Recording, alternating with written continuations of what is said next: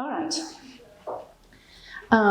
Before we do what everyone does, the introduction, I think I want to do that later. I just want to say, are you all from here? From Kosovo? No? Where are you from? From Bournemouth. From? Bournemouth. Oh, so you're a studying student? Yes. Okay. She's a placement man. That's not. Okay. Okay, I know them, and so they are oral history researchers, and you? I'm from the US. I'm doing a doctoral research in Oslo. Oh, you? Chandler is a Chandler. Okay. What is your name? Chandler. Chandler is your first name? Yes. Oh, you're Chandler. And you are? I'm Agnesa and I'm from University of Pristina. Okay, sociology, anthropology? Yes. Sociology. Sociology. You? I'm Miranda, also sociology student. And what is your name? Daisy. Daisy. So Chandler, Anita, Doniet, Daisy, Miranda, Agnesa. Agnes. Okay, Anna and Yetta. So my name is Anna. Well, for those of you who don't know me, I just want to say a few things how I got involved in Kosovo in the first place. And when people ask me, I always say it was Anna Frank's fault. And I'm teacher something, maybe you know that from your study, but so what I'm doing now is signifying. Signifying is what African Americans do in the state. Signify the use, it comes from a Yoruba tradition from Nigeria, the signifying monkey. So the story is the monkey that makes the lion was with the monkey, and the monkey tells stories to the lion and distracts the lion using metaphors and saying some things for other things. So it's signifying. So when I say Anne Frank's, I'm giving many meanings to my answer. The main one is when I was in the United States doing something else, and I started seeing, watching TV, CNN, and seeing refugees Albanians pushed out of Kosovo by Serbs, I immediately thought about the Holocaust because I was also following previously what happened in Bosnia, and I said, damn, this is happening again. I had to do something. And through a friend, I got a job with the UN as a spokesperson for WFP, the World Food Program. And I came to Albania for the first time in my life. I knew Albania because my origins are Italian, so I know that it's Albania there. But I had no idea that Kosovo existed. But I came to Albania and worked in the refugee camps. That was the May 1999. From then on, I've been involved in Kosovo in one way or another because I met people, I became friends. I'm Kumbara for you. I'm godmother of a child and others that came. So I probably know your mothers or grandmothers or grandparents. And it's been now 25 years. And I've done many things. I worked for the UN, I worked for the OSCE. I taught at KIAS, the Journalism and Communication Institute that was founded in Kosovo.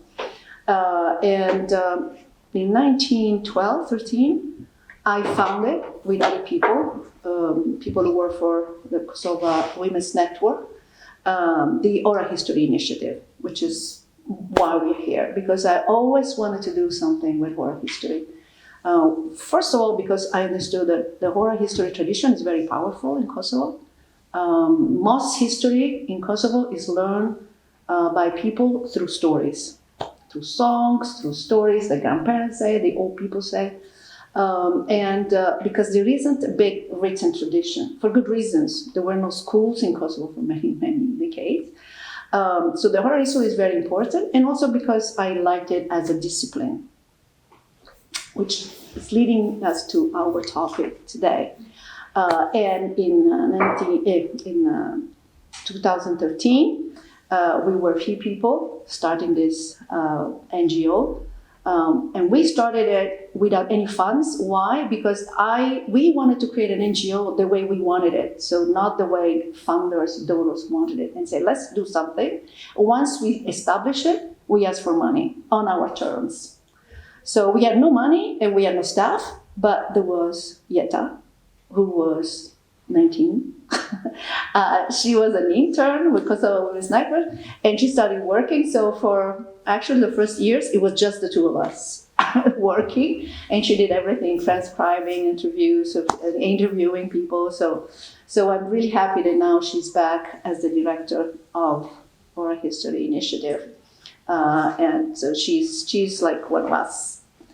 Oral history. Why oral history is important? Okay, Kosovo has a tradition of oral history, but oral history is important all over the world. And I know now it's a little bit like a fad. Oh, let's do oral history. Donors like oral history, storytelling. You hear that, storytelling. And for the longest time, oral history was not a fad. It was actually considered like the stepsister of history. Like history, when you talk to an historian and you ask them what is history, history is archives. You need written records. What people say is not really authoritative or credible all the time. People lie, people forget, people omit. They don't tell you all the whole truth because they're embarrassed, because they are afraid. But the written record is important. All right. Is it? Well, written record is written by people who are remembering, omitting, lying all the time as well. In fact, if you look at the archives of communist countries, you can't really trust what you read completely. So you also had to interpret written records. So you might as well interpret both, written and oral. And in fact, there is no dichotomy. Written and oral records go together. Because when we talk about oral history, it's not like oral history is not just about interviewing. The first step is interviewing, obviously. But then there is the interpretation. And the interpretation is what the oral historian does. Interpretation and verification. Because it's true that people don't remember completely and they lie. So you need to verify what they say. How do you verify? Written records. So there are newspapers, there are diaries, there are books, there are facts. What we do with our history, we add something to what we already know. So when you do a project on our history, then second part of our discussion, I would like to know if you have a project. First thing is to understand what you want to do with your oral history project. What is your goal? So you have to design a project. And part of it is, what do we do with oral history that adds to the information we already have? In general, what we add is what we call in jargon subjectivity, which means the individual experience. What people remember that they've done, what they want, but also what they wanted to do, what they thought they did. There are layers. Sometimes also they tell you what they did. Some facts are facts. But most of the time it's really the individual perception or the individual memory of what they did. And that's why what is unique to oral history is not about what really happened, but it's about the meaning of an event, the meaning of what happened. I want to show you now, because we're talking in abstract about oral history, and maybe you have some experience, so then I will ask you what is your experience with what you did. I want to show you what I did with oral history about a... Can I leave it here? Yes. So you This is a book that we first, again, produced in Albanian, actually in Albanian dialect of the people who told the story. It's a graphic novel. Then there is also an English edition that just came out for Toronto University Press. I'm very proud that an American, in this case Canadian, a Canadian publisher, university publisher, published this book that was finalist as the best non-fiction graphic novel for the American Publisher Association.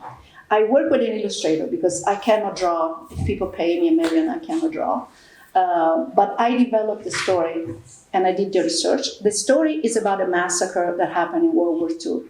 History in Kosovo is very debated. Probably everyone knows, even those, if you study something about history, about Kosovo, you understand it. History in Kosovo is a battleground. There is no one version of history. There are differences, but not many. There are at least two versions of history because they're connected to national identity. And they're both wrong, or they both have problems. So this is a massacre that happened in 1945. Mind you, 1945, the war was finished. The World War II was finished. In Kosovo, the war was finished in November 44. November 44, Kosovo was liberated. And the Nazi army had gone up north, in north of Serbia, was there. So Kosovo was completely liberated. But what happened? Tito was the head of the partisans, the Yugoslav partisans, wanted to continue the war for two reasons. One, he wanted to kick out the Nazi before the Russians came. Two, he wanted to conquer parts of Italy. And that really upsets me. This is my history, right? He wanted to get Trieste.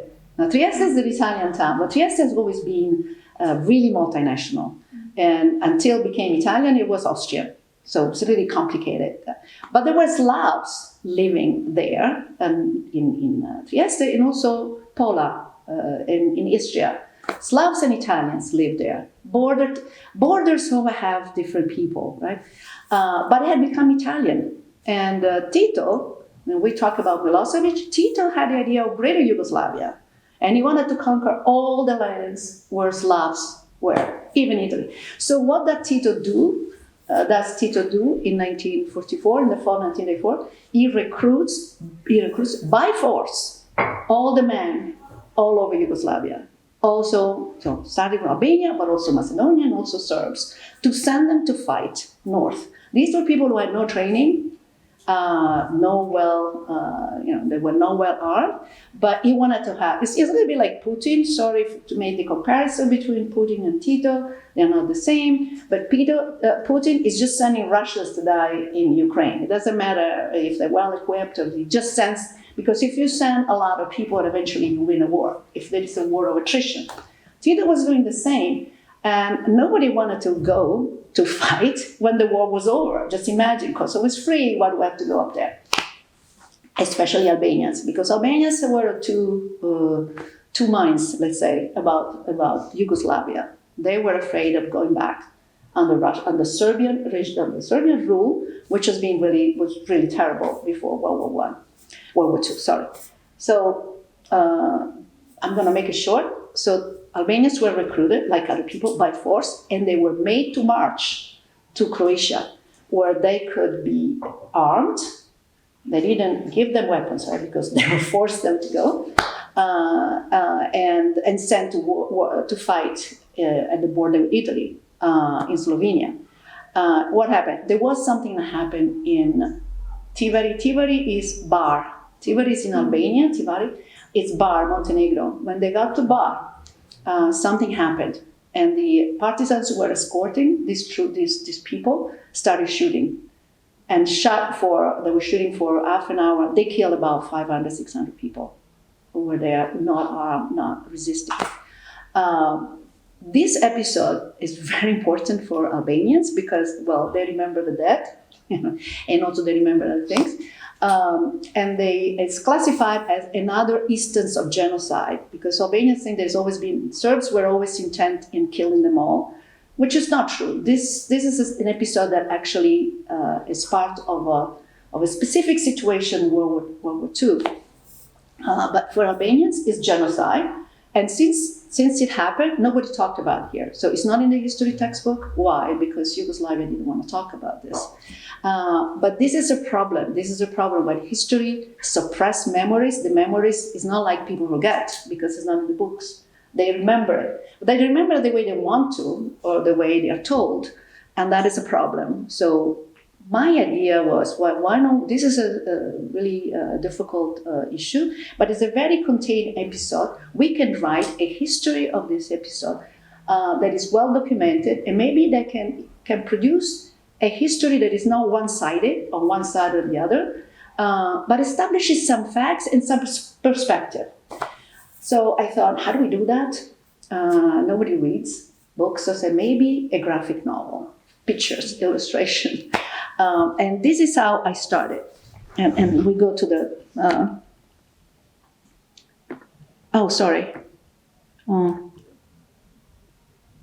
There is a nice, I wanted, how do I make it? This is a little video.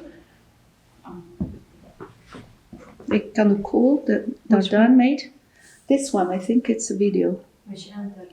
Maybe it's doing, yeah. Yeah, Dardan made a small animation. I think if we did an animation of this, we would need money to do anything. We also, this is the way I do things, and of course I put some money, I have some money, I put money in it, but we did this book without any funding, and Dardan worked for free, a genius, because we wanted to do a book that was not decided by others. This is our work, and some people don't have the luxury to do that, but that's how we operate. So I want to show you how we did the narrative. Okay, being an oral historian, it means that you have to have a narrative in mind. Narrative is a word that everyone uses now. Narrative means to have a plot. You know where you're going, and you know how you're going there. And narrative is interpretive. You already have an idea. So we started with, this is a coffee shop in Pristina, and me and sorry, I'm doing what, Dardan and I, never say me and that, is Dardan and I are talking. And because I say, I want to do a graphic novel, a comic book. And he says, what? We do a comic book on a massacre? Because this is tricky, it's not just Albanians, but everyone is sensitive about massacres. And there is not a big tradition of graphic novels, comic books in Kosovo, so people don't quite understand. But I was actually, when we say standing on the shoulders of giants, because I read a lot of good comic books published in the United States. There is an author that if you get hold of his stuff, especially now, it's very important, Joe Sacco. His name is Joe Sacco, Sacco. He wrote an amazing book called Footnotes on Gaza. So Gaza, and the book is about a massacre that happened in Gaza in 1956 that everyone forgot about, but the Gazans haven't forgotten about. The world has remembered. So I was really inspired by that book. But in Kosovo, there is a much tradition. There was a tradition in Yugoslavia with comic books, sometimes imported from Italy. I think Tex and Corto Maltese, yes, Alan Ford. All these westerns, Italian style, kind of weird, but and so this is we developed the story. So why not? Why not? This is me talking. There are comic books on the Holocaust. Also Maus. I don't know if you heard the book Maus. Yeah. Art Spiegelman, where the Nazis are pigs and So, well, you can read it. There can be one on the massacre at Tivari during the Second World War. Comic books are telling complicated, sad story without boring the readers, hopefully, because we never know. This is Dardan. It's a good rendition. I said, so that's why you came to me. Yes, I know how to write a story, but I cannot draw. So what we try to do, we establish a narrative, you establish your point of view. This is important because some people say, oh, this is so interpretive, so you're doing subjective history. There's nothing wrong with it. Anytime you write something, you put yourself in it. But what is important is to clarify your position. It's called positionality now. It's your position. Your positionality. Who are you? I'm an outsider to the story. I'm interested in this because of the Holocaust. Holocaust how it's been portrayed. You can portray massacres in a way that people can understand and empathize for. So this is like walking in Pristina. Tell me more about Tivari. This is what we. This is true. This is all true. I did research on how World War II is taught in Kosovo high school, and we did research on Albanian textbooks and Serbian textbook, and the two, they say completely different stories. And in the Albanian textbooks, there are a lot of omissions. So this is what actually people say in Kosovo. when I say it's not clear what happened there, and Dardan, he plays the insider. If you talk to people around here, everyone knows what happened. Serbs partisans forced thousands of Albanians to march north and fight the Nazis, and when they reached Tivoli, Montenegro, they killed them. And this is me. That's it. How do they know? How do you know about it? When people, I think happens to you many times. People tell you stories and say, well, how do you know about it? Well, people say that. Well, people say that. It's not a foundation for any history, right? People can say anything. So there is nothing in the history book. And everyone talks about genocide of Albanians. But if you recruit people because you want them to fight, why do you kill them? It doesn't make sense, right? You need the men to fight for you. You're not going to kill them because you need to use them. So there is something happening there that we wanted to explore. So we also introduced some, personal thing, Dardan sent is messy here, sorry. Trying to set up the story, and I try to explain genocide requires intention, planning. It's a lot of work. You can't just throw genocide. What happened? Genocide. Israelis are making genocide. This is genocide in Ukraine. I mean, genocide everywhere. If genocide is everywhere, learn also. This is important. In New York, I teach at NYU qualitative methods and how to write your thesis and stuff. Don't use words whose meaning becomes so stretched that don't mean anything. It's like patriarchy. If you write patriarchy every 2 words, it means nothing. You need to explain how patriarchy works in different contexts. Genocide, you cannot use it right and left. There are sometimes it's genocide, sometimes it's not. Sometimes it's just mass killing, which is bad. Anyway, if you kill thousands of people, it's bad. It doesn't have to be genocide. It's a crime against humanity. So I say, this is the meaning of genocide, establishing. So this is their analysis. How do you propose to tell the story? There's nothing in the books, nothing in the archives, we thought. So how do you tell the story? Well, first of all, we established the settings. What I was telling you, we established. There is some context that is independent to oral history. We need to say who is who. Never, when you do a project, when you write anything, never forget to say who is who, where are we, what year are we in. My students often forget that. They say, well, everyone knows. No, nobody knows. Nobody knows this history. Nobody knows what Kosovo is. Nobody knows where the army was. You see that part of Italy, Trieste, Istria, that's full of Slavic people. Well, that doesn't mean that it has to be a Slavic country. But so that's what happened. This is a liberation. Belgrade was liberated in November also. November 44, the war was finished here. This massacre happened in March 45. Do you understand how, the context, how horrible it was? So this is the poster everyone has to, go. This is Fadiloja. This is the head of the partisan in Kosovo. And then saying, the partisans in Kosovo recruited Kosovars, Albania. This is Fadiloja, the commander of partisan force in Kosovo, tries to tell Albania the socialist Yugoslavia is going to be different. It's going to be good. It's not all Serbia. It's good.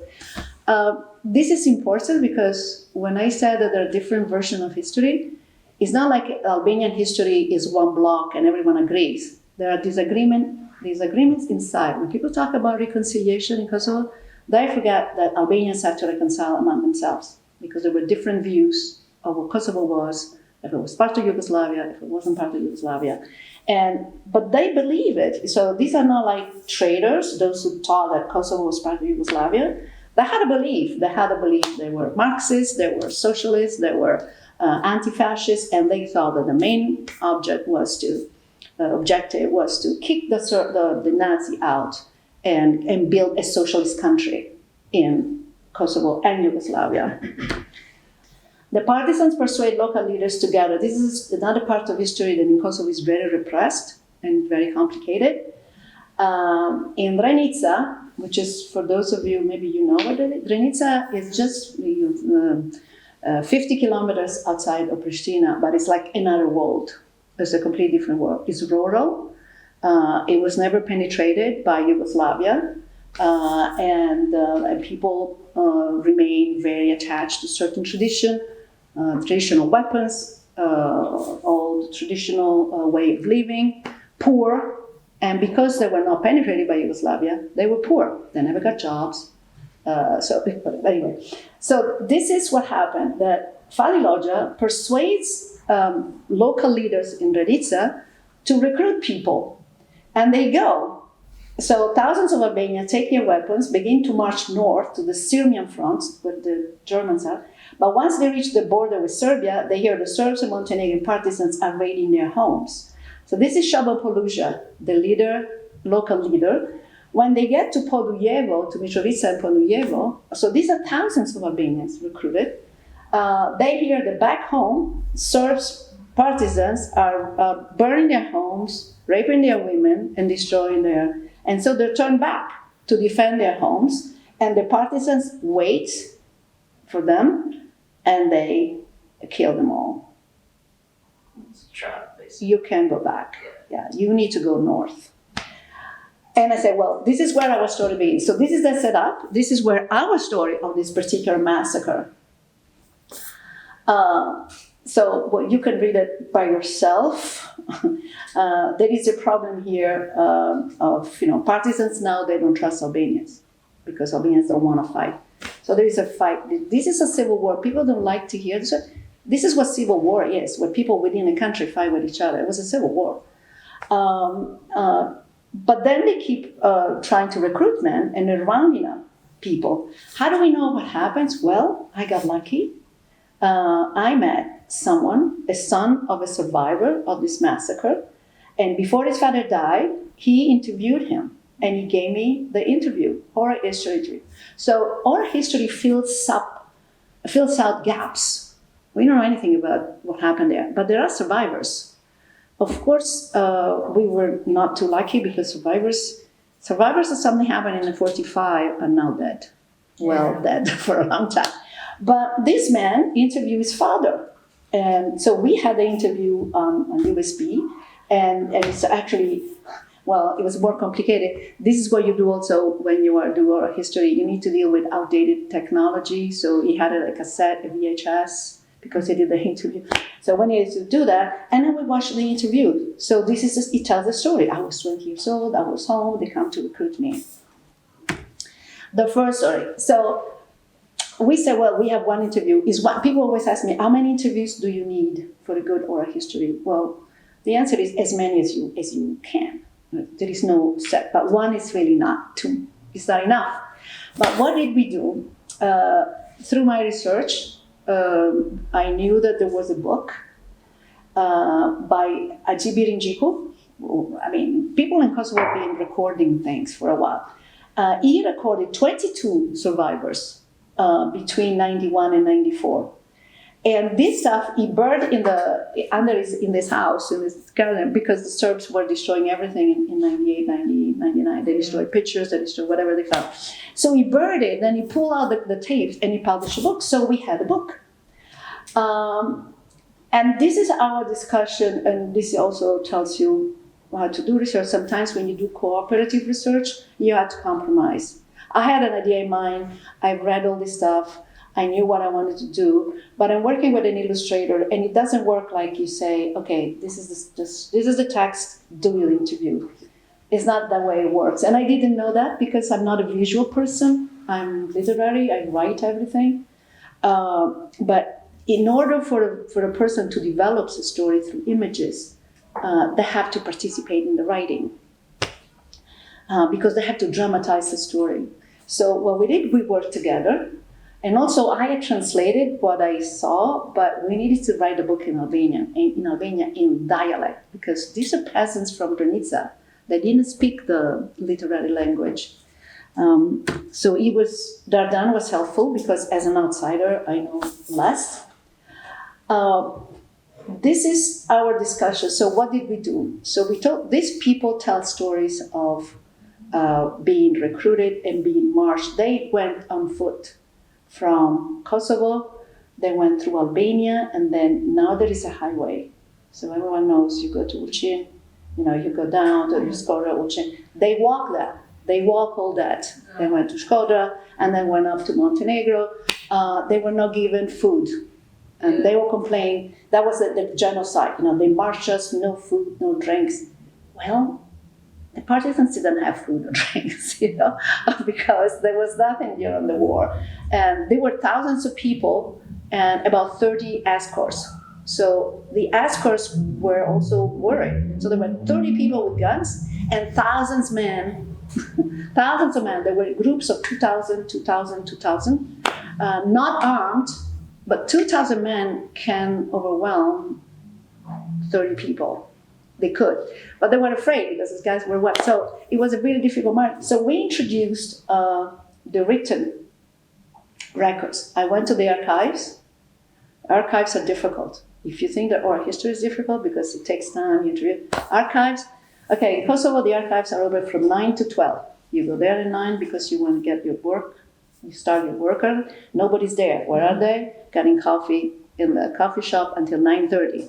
And then you go there at 9:30, and then you start working. At 11:30, you want to take photocopies, and they said, no, we can't do that because it's almost closing time, 12. But they say, it's half an hour. We can take photocopies. You cannot pay for the copies there. You need to go to the post office and pay for the photocopies, and then come back to the archive. So archive work is very difficult. It takes a lot of patience.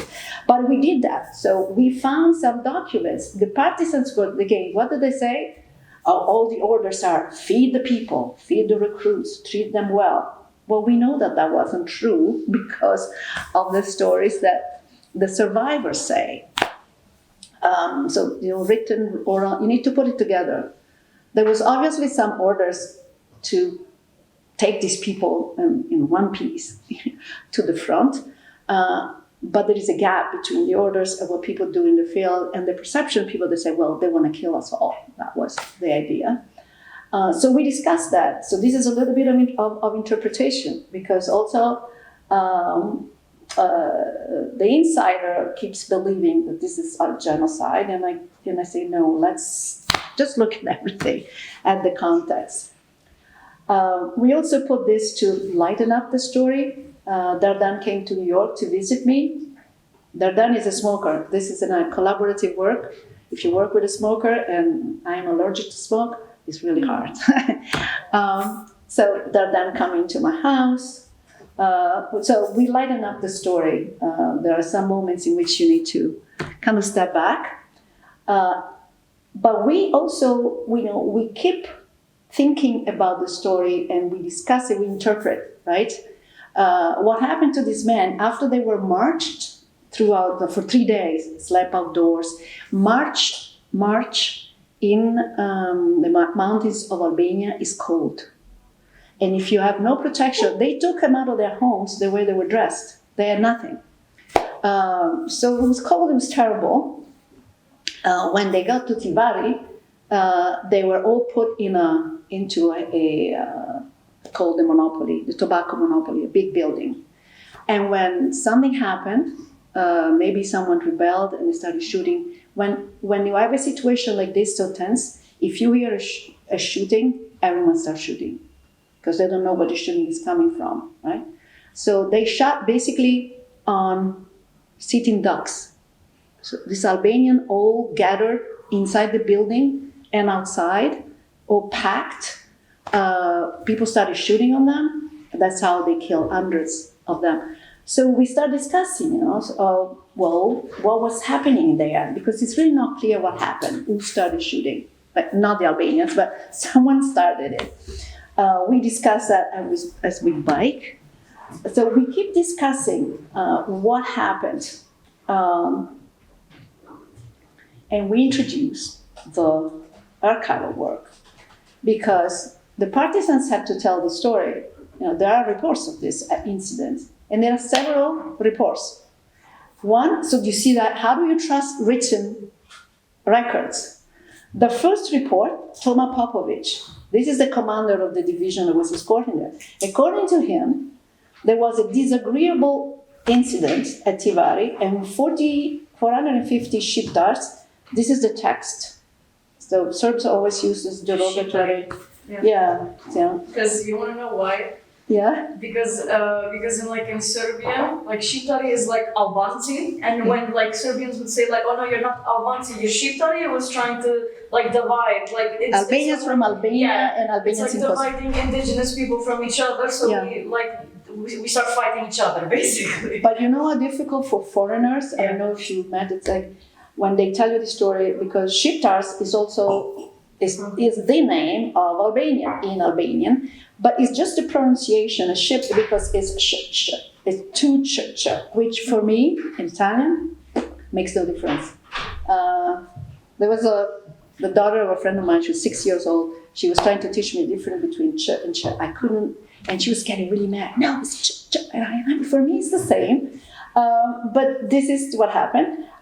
So they say, so a disagreeable incident. This is the text. 450 Albanians were killed.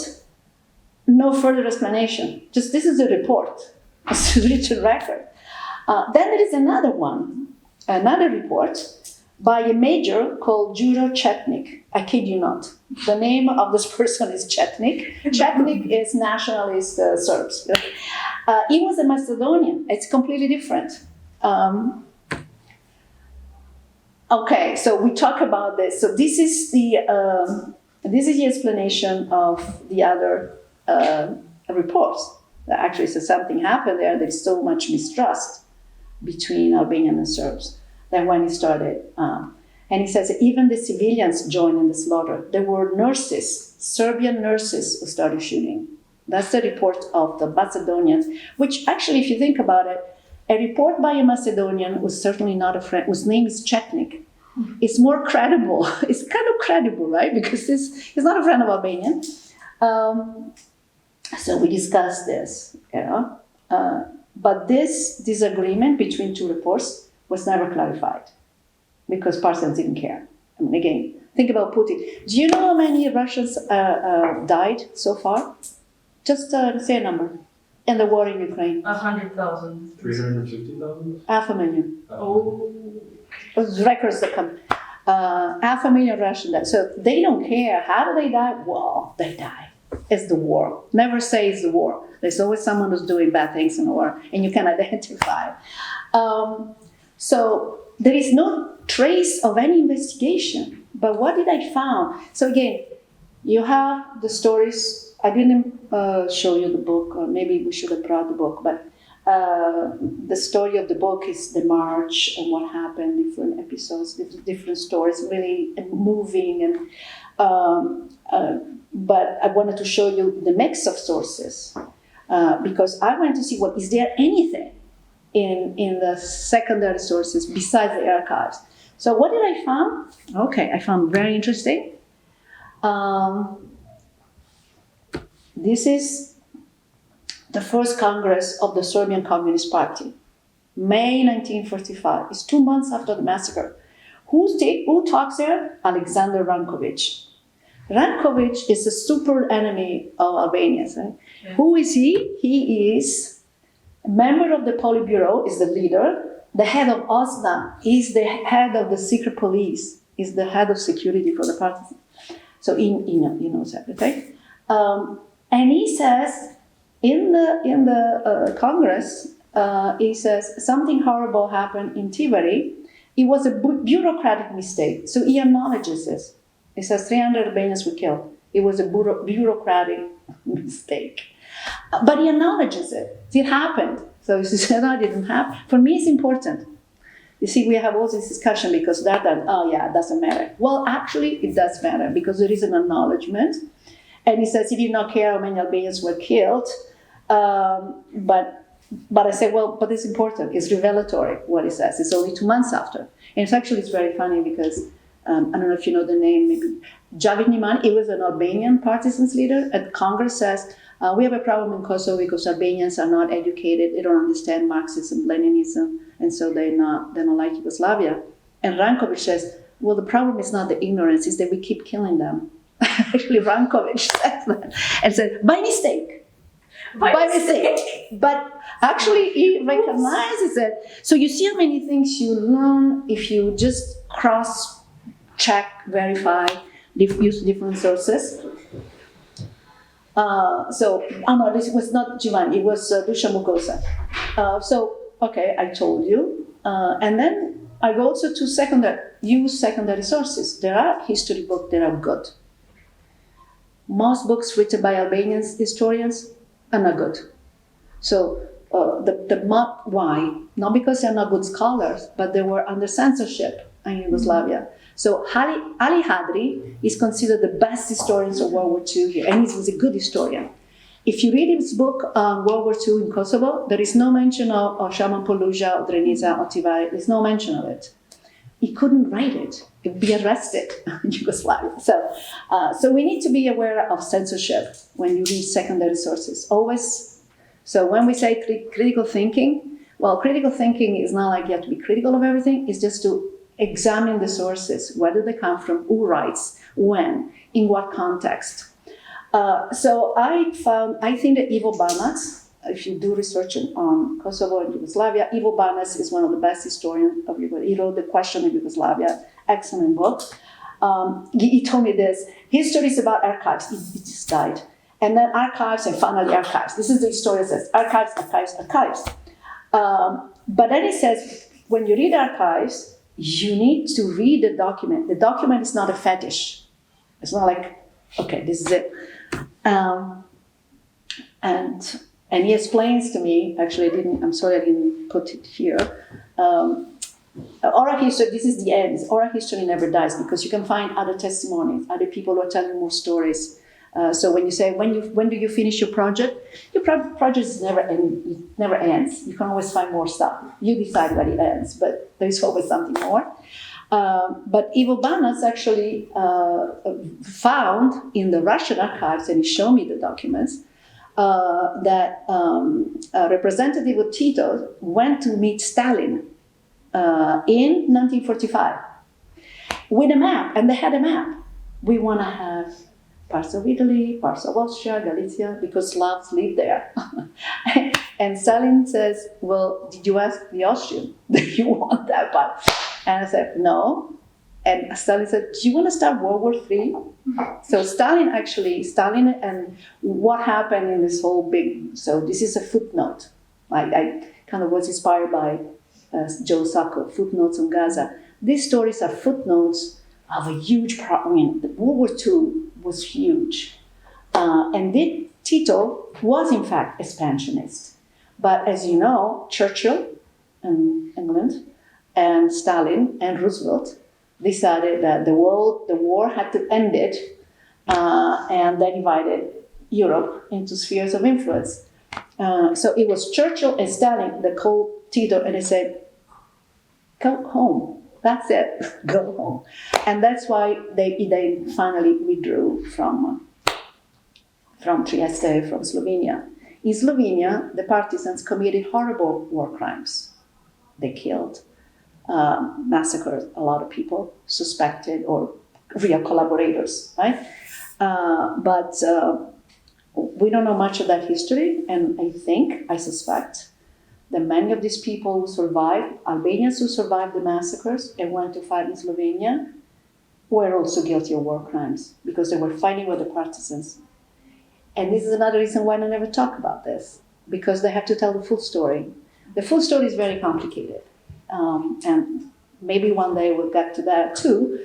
But because I know that they say, we were enrolled in Mateo Gruba's brigades, Slovenian brigades. And we know that those brigades were guilty of war crimes. Also, those who came back got the veteran pensions. They were paid as partisans. And partisans has been kind of a bad word in Kosovo because of Yugoslavia. So all those people who had this horrible story of survival have different layers of history. History is very complicated, we need to be aware of that. Oral history would help to kind of, I like to call it democratize history. You have more inputs and you can see the difficulty of actually having like a solid block of history that everyone can believe in. Because there are individual experiences that are connected to what oral history gives you is an individual perspective of big events because all of us are just living our little lives, but the context is bigger, and our lives are determined also by the context. I'm going to stop here because this is just what this is part of what I did. I just wanted to show you that you need to have different sources when you do an oral history project, but the core would be oral history, so the interviews with living people, or even that if you have a text of an interview, and then we can talk, more about this, and you can ask me questions. We talk about oral history, but then we really work on transcripts. So that's written. The transcript is written, and we do also analysis of language. But let me. I want to stop here just as an introduction of what oral history can give you. For us, it was really the beginning of unraveling this history and see the brutality. By the way, forcing people to fight is a war crime. So that's the beginning of the story. You can't force people to fight if they don't want to, right? Unless they are a member of an army. And that's desertion if you don't go to fight. So there are tribunals for that. You're prosecuted, but you're not killed. Again, there's always the distinction between if you commit a crime, you shouldn't be killed. You should be taken to trial. You should have the right to defend yourself and have an appeal. And eventually, if you're guilty, they can kill you. Okay, if there is a death penalty. But I'm going to stop here because I can, always say that you can pay me to talk, but then you have to pay me more to make me stop. So I'm going to stop here. He takes a subway in Rome and he recorded people who sing from different countries. He produced a CD of Ecuadorian music because he constantly, when he came to Pristina to give a talk, actually you should see his talk. We have few good videos in oral history. He gave a talk on history that hurts. How do you do oral history to uncover history that hurts? Because your own people did bad things. This is the history that hurts more, right? He was walking on Cheshi and recording the little Roma kids who were playing something. He records everything and then he thinks about it and then he does. At 83, he keeps doing this stuff. But he was talking what we have by him on our website. We also did an event for him. He wrote a book about Bruce Springsteen. Mm-hmm. He began as an ethnomusicologist, so he knows music. And he thinks his thesis is Bruce Springsteen is the poet of the American working class. So he wrote a good book about it. And he gave a talk at Ditanat. And Spat Deda was a friend, so I asked him, why don't you play a song? So Spat played a song by Springsteen, and Alessandro interpreted it. And I tell you, he talked for an hour, and nobody moved, which I thought that was a big success because, people here are really short, everywhere, people have short attention span. But it was very interesting. And the video is on our website. So if you want to know something about how he thought about Bruce Springsteen, field work or interviewers. I want to talk something about my experience with children of people who were survivors of Vivare massacre. And I didn't know they were actually children, it just came up. And actually there was this woman who was a political activist and ex-political prisoner. And she told me that her father was one of the survivors. But they, of course, didn't know anything. And she was a grown woman when she understood that her father went through this. She said that her father was always scared of dolls. And it was weird for them. Why does he have this phobia? And later her mother told the children that I don't know the exact, what exactly happened, but I think he's a survivor of a massacre. And then she told me, but she didn't know the name. I think maybe it's this Haji Birinjikul that interviewed her father. Yeah, She said the professor came and he wanted to talk to our father. And she said that was the time when they understand how everything went. So she was maybe in her early 30s when she knew the story of her father. Also, all the other, maybe 3 or 4 of people that I interviewed had fathers who were survivors of. But all the young men of Kosovo were recruited. So like 6,000 people were pushed there in different ways. So obviously there are many survivors because there were only. So when you talk to some Albanians say, oh, 5,000 people were killed. No, 5,000 people were not killed because 6,000 in whole went. So they were not all killed. But anytime there is a massacre, there is the battle of numbers. 6,000, 10,000, all this. It doesn't matter, but so there are many people who are survivors, and they never talk. Actually, Mohammed Shafii wrote a book. There's an historian in Kosovo, also World War II historian, and he has 2 editions of the same book. There's a book published in the 80s and a book published in the 90s. The book being published in the 80s has no mention of Tibari. So what you're saying is that nobody talked about because it was censorship. And the book that in the 90s, where there was no censorship just because Serbs were not here and they were only here with the police. But the book talks about Sabapalooza and Tibari. So even with books, you need to consider when they were published. Yugoslavia is the darling of all the leftists in Europe and the West. But it was a socialist country, so there was censorship, there was no freedom. Was it better than Stalinist Russia? Yeah, in the 60s and 70s, probably yes, but it was a communist country. So censorship weighs heavily on research on, of course, freedom of speech and what you can say, you cannot say. So many people don't know the history of their parents, even here. And that's a problem, I think. So if there is a problem in post-conflict Kosovo is how the past has been learned through censorship, self-censorship, and then lack of scholarship. I mean, Kosovo is building a marketplace because there were no schools. First of all, the communist schools, Then, so with censorship. Then in the 90s, there was really no schooling. There were homeschooling, amazing schools of political schools. I think Shkelza Malici says that we probably didn't learn much, but we learned politics resistance. It was more cultural resistance than learning. So it's problematic. It's problematic. And the history that was also learned, from Albanians in Kosovo who resisted the Serbian version was from communist Albania, even worse, with Enver Hoxha, so a heavily censored and skewed history, nationalist history. Every history, every country is nationalist, right? Because countries build their identity, on their history. So that's why critical, with good scholarship, tries to kind of put some cracks in this monolithic history.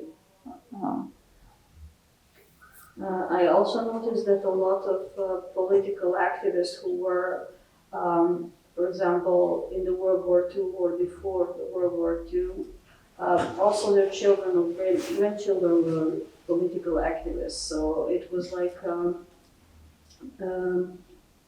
maintaining this family tradition of nationalism, patriotism, I noticed that the people I interviewed whose fathers were the survivors of massacre of Divan, they were political activists, all of them.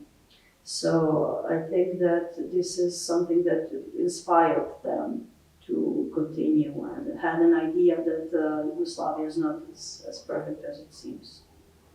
Well, it's precisely because there was really not an official history that people could trust. that you learn everything from your family. And in a country where there is such mistrust for the state, family is everything. Who do you trust? When you look at even the KLA, how armed groups develop, they always develop through family connections. I have a funny, I interviewed many times Recep Selimi, who is now in jail, unfortunately. But anyway, he was a leader of the KLA, and he was a friend of Adem Yashari, that probably everyone knows, so I don't have to say anything. So when they were fighting together, Yashari asked him, why don't you marry my sister? And he said, why do you have to marry my sister? I said, well, so our alliance will be stronger because you trust people from your family because they're, and Recep said, well, no, I'm not marrying your sister because I'm not interested. But he talked to his brother and said, well, why don't you marry? And the brother said, oh, okay. So his brother married her. So they had an alliance between the families. But why does this happen? When you are in an authoritarian countries that use secret police and they use informants, you cannot trust anybody. When you do, okay, let's forget Kosovo for a second. We'll talk about the Middle East. What happened in Gaza and in the Palestinian world, there is a lot of intra-ethnic killing. Hamas killed a lot of Palestinians, a lot, because they are considered, they're suspected of being informants, they're suspected of being collaborators, because in an oppressive society with secret police, people are bought or threatened or blackmailed, and they become informants of the police. Tell you something. You know that the national, this we learned from when Bowden was appeared in our life, in our universe, and all this national security in the United States was collecting data and metadata, so collecting every information about everybody. Then they were giving selected information to intelligence of other countries, but to Israel they gave everything. All this raw data. Why? Because the Israelis use any information. The information that say you, Palestinian, have an affair outside marriage is important to the Israelis. You're not fighting, you're not a member of Hamas, you're an affair. So they can come to you and say, if you don't want us to tell your wife, you need information about your neighbors with Hamas. Yeah. So I'm simplifying, but that's it. So every information, and many people were blackmailed because, I don't know, maybe they stole something, or maybe mostly it's the sexual thing, because people are afraid of being discovered. So you really so you don't trust anybody, because anyone can be an informant. This is what happened in the communist country, East Germany was a great example with when the regime finally fell. All these files came out, Stasi, and we figured out anyone we thought was like a great writer, a great intellect, great dissenter, they were collaborating with Stasi, with the secret police. Why? They were blackmailed or threatened. This is what happened also with legal groups during the 70s, 80s. They were all married with their comrades inside groups, because you can't trust anybody. Yeah, you can't trust anybody. Yes, and this is important. So, but you were covering something. When you do interviews, so we can talk about interviews if you wish, or history interviews, you need to be prepared. You just don't go there as, I always say the most important question in the interviews, yes, you have to have an idea of what you want to know, but you don't go with a questionnaire. More important question is why and how, and tell me more. Can you give me an example? Because they give you anecdotes. So when you say, when you want to unravel a master narrative that everyone knows the same words and they recite the same thing, can you give me an example? And the example might tell you more. And then you say, why do you think that happened? So you uncover more. Having said that, so you should, it's a very delicate balance. If you go there and you show like you know everything, they don't say everything as well. She knows, he knows, so I'm not going to speak about this. And you want to know their perspective. But you cannot go to the interview not knowing anything. So you need to do some research, or especially if the person is known, if it is a public figure. You got to research, to read everything that person has written or said. You need to watch that, because then you miss a lot. We make this mistake. I make a mistake. Everyone makes this mistake. Because sometimes you're in a rush. Sometimes finally you get an interview, so you have to rush and you don't have time to prepare. But then you realize later, you look at the transcript, shit, I needed to say, I need to know this, and he didn't tell me, and I didn't ask. Now, in a world like Kosovo, which is so small, the thing to do is to go back. It'd be nice to have. Now, with our history, we're a little kind of, I think, constrained by the fact that we publish a film interview, so we have the interview. But I think it's good to have a second interview and a third interview, because when you have the first interview, you know more about the person. And so you say, oh, I really should have asked this. I really would like to know more about this. So going back, if it's easy, like this is easy. Should be done. This is true for everybody.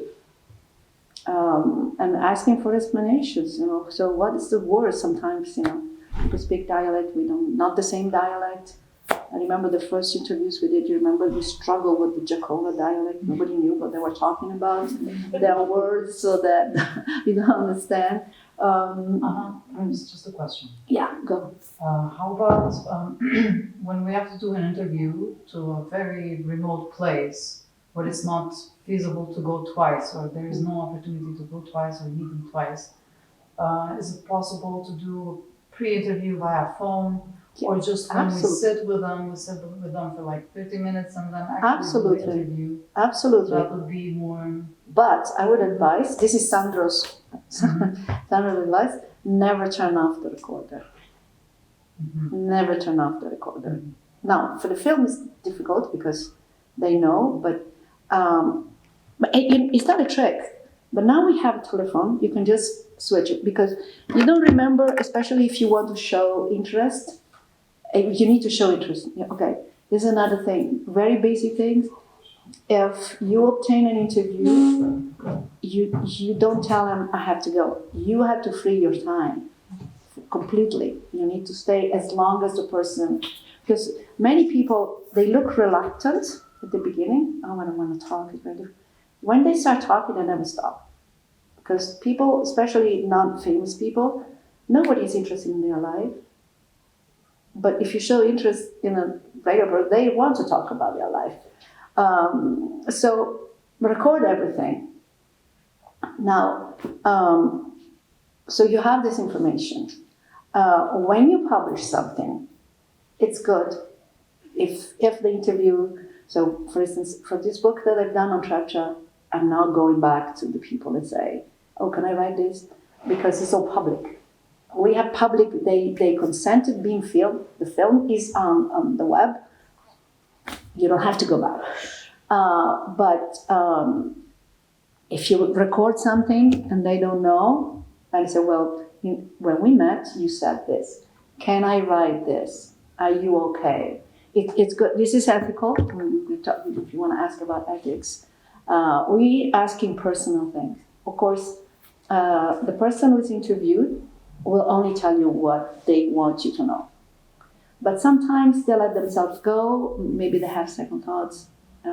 Again, I think once our stuff is public, so less, but if you don't have a public, if you have your own research and you interview them, it's really, this is a practice that, again, I learned it from Sandro. He doesn't show the whole, you don't compromise on the narrative. The story is your story, The comparison is Anna is a filmmaker, so you film hours and hours of B-roll, of footage, but then the editor and the director make the film, right? So this is the same for you. We do hours and hours of interviews, but then you write the story. So that's your own story. So otherwise, what are you, just recorders? No. So you interview and you compose the story. You are the editor. But it's good to show maybe snippets, so quotes, especially something that is delicate and is very private. you want the okay. It's an ethical thing. Maybe you don't have to do it, but it's the right thing to do.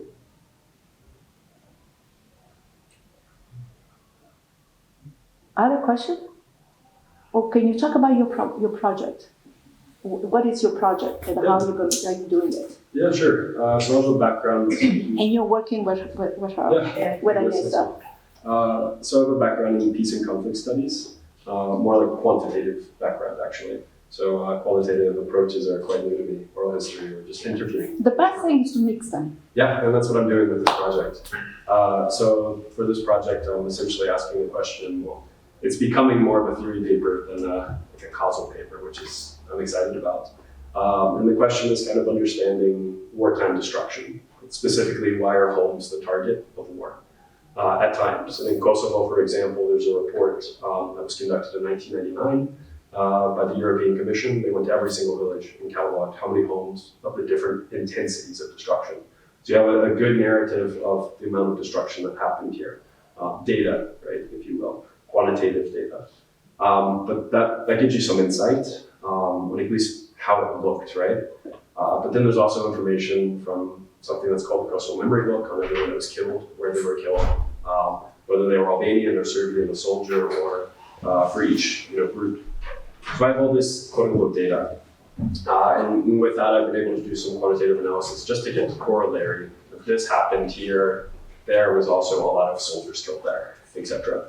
So I have a good idea of kind of what related to destruction in Kosovo. But I can't just say, this happened, therefore this is why a place is destroyed.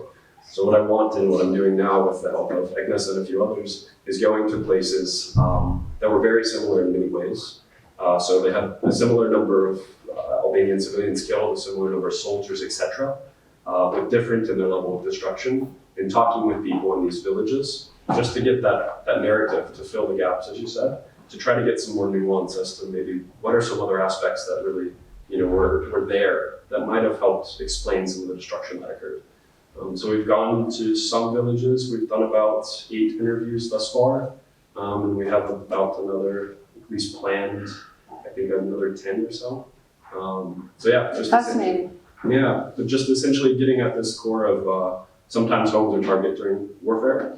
No one's written, there's people who have written about it at a very local level, an individual city, an individual town.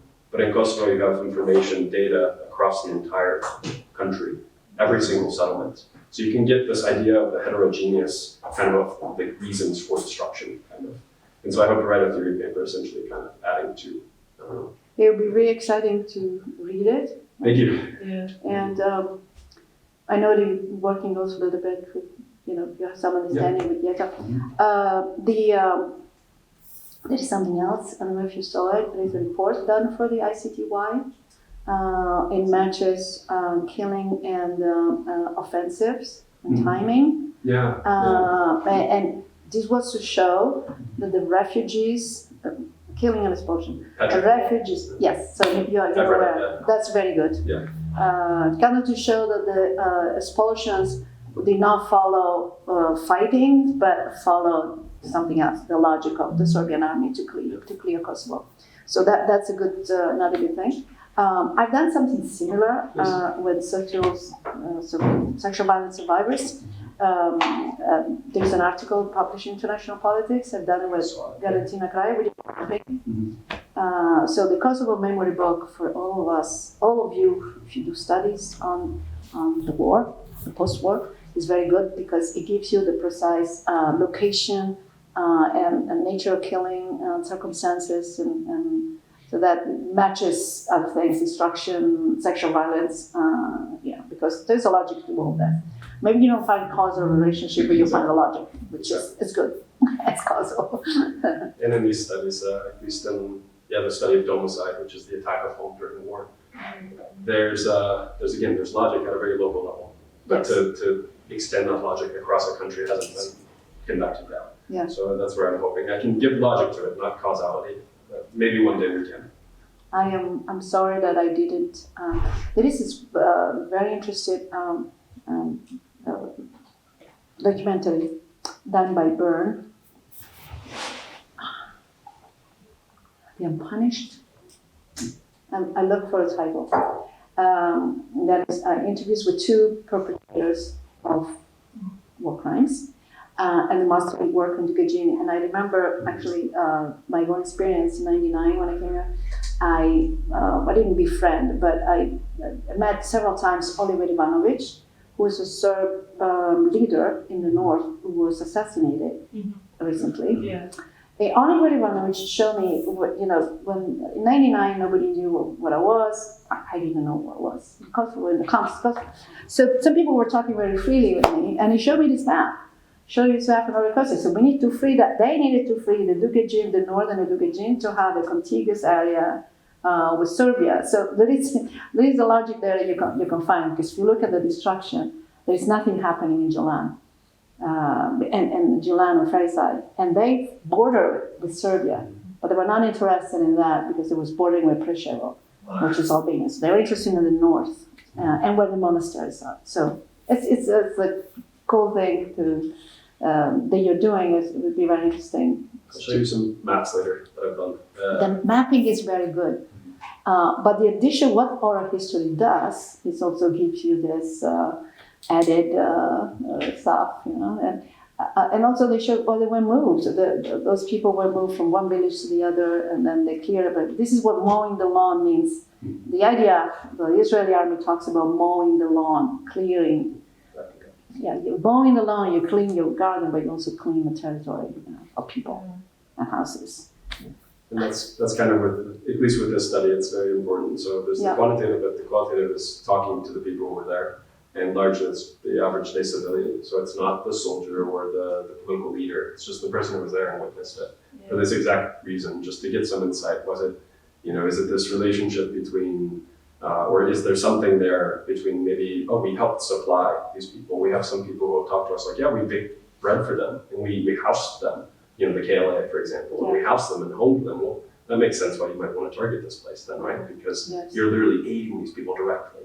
And then you have other places that are just talking about all these different aspects, and you're getting that from the average person.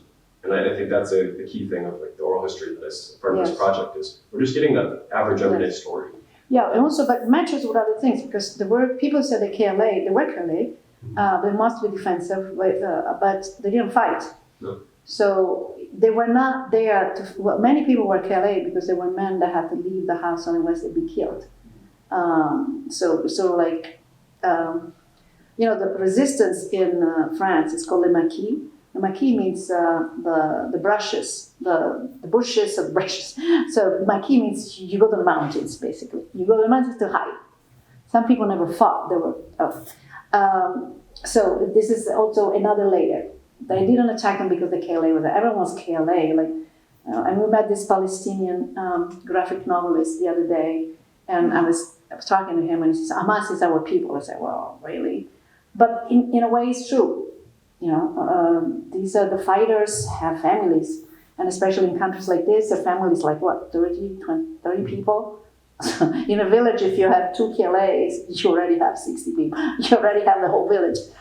If you don't abandon your brother, your son, or your father, you give them food. So that is a popular resistance, and even an armed resistance has this component. You have that too here, though. The same thing in Albania, on the wall.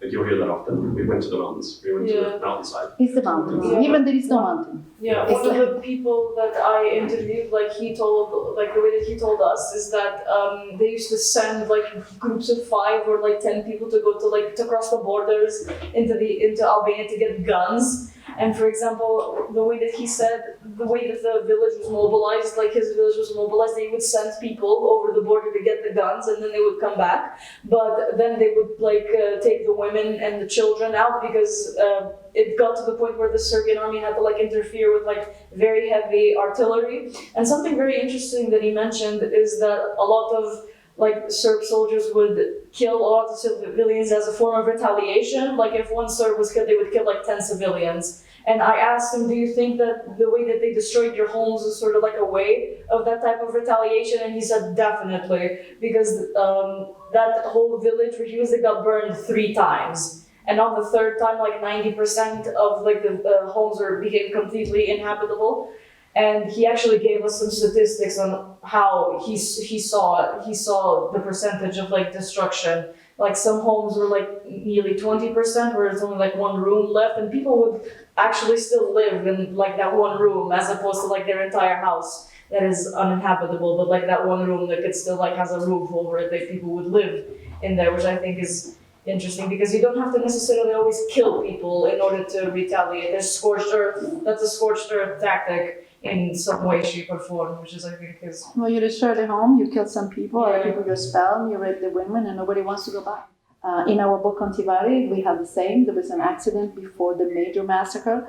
Some Serb is killed because he tries to, he beats up a man who wants to drink from a fountain. So the man turns around, grabs his gun, and shoots him dead. The partisans collect. They say, well, we need 10 men. And another guy says, no, we need 20. And they execute 20 people.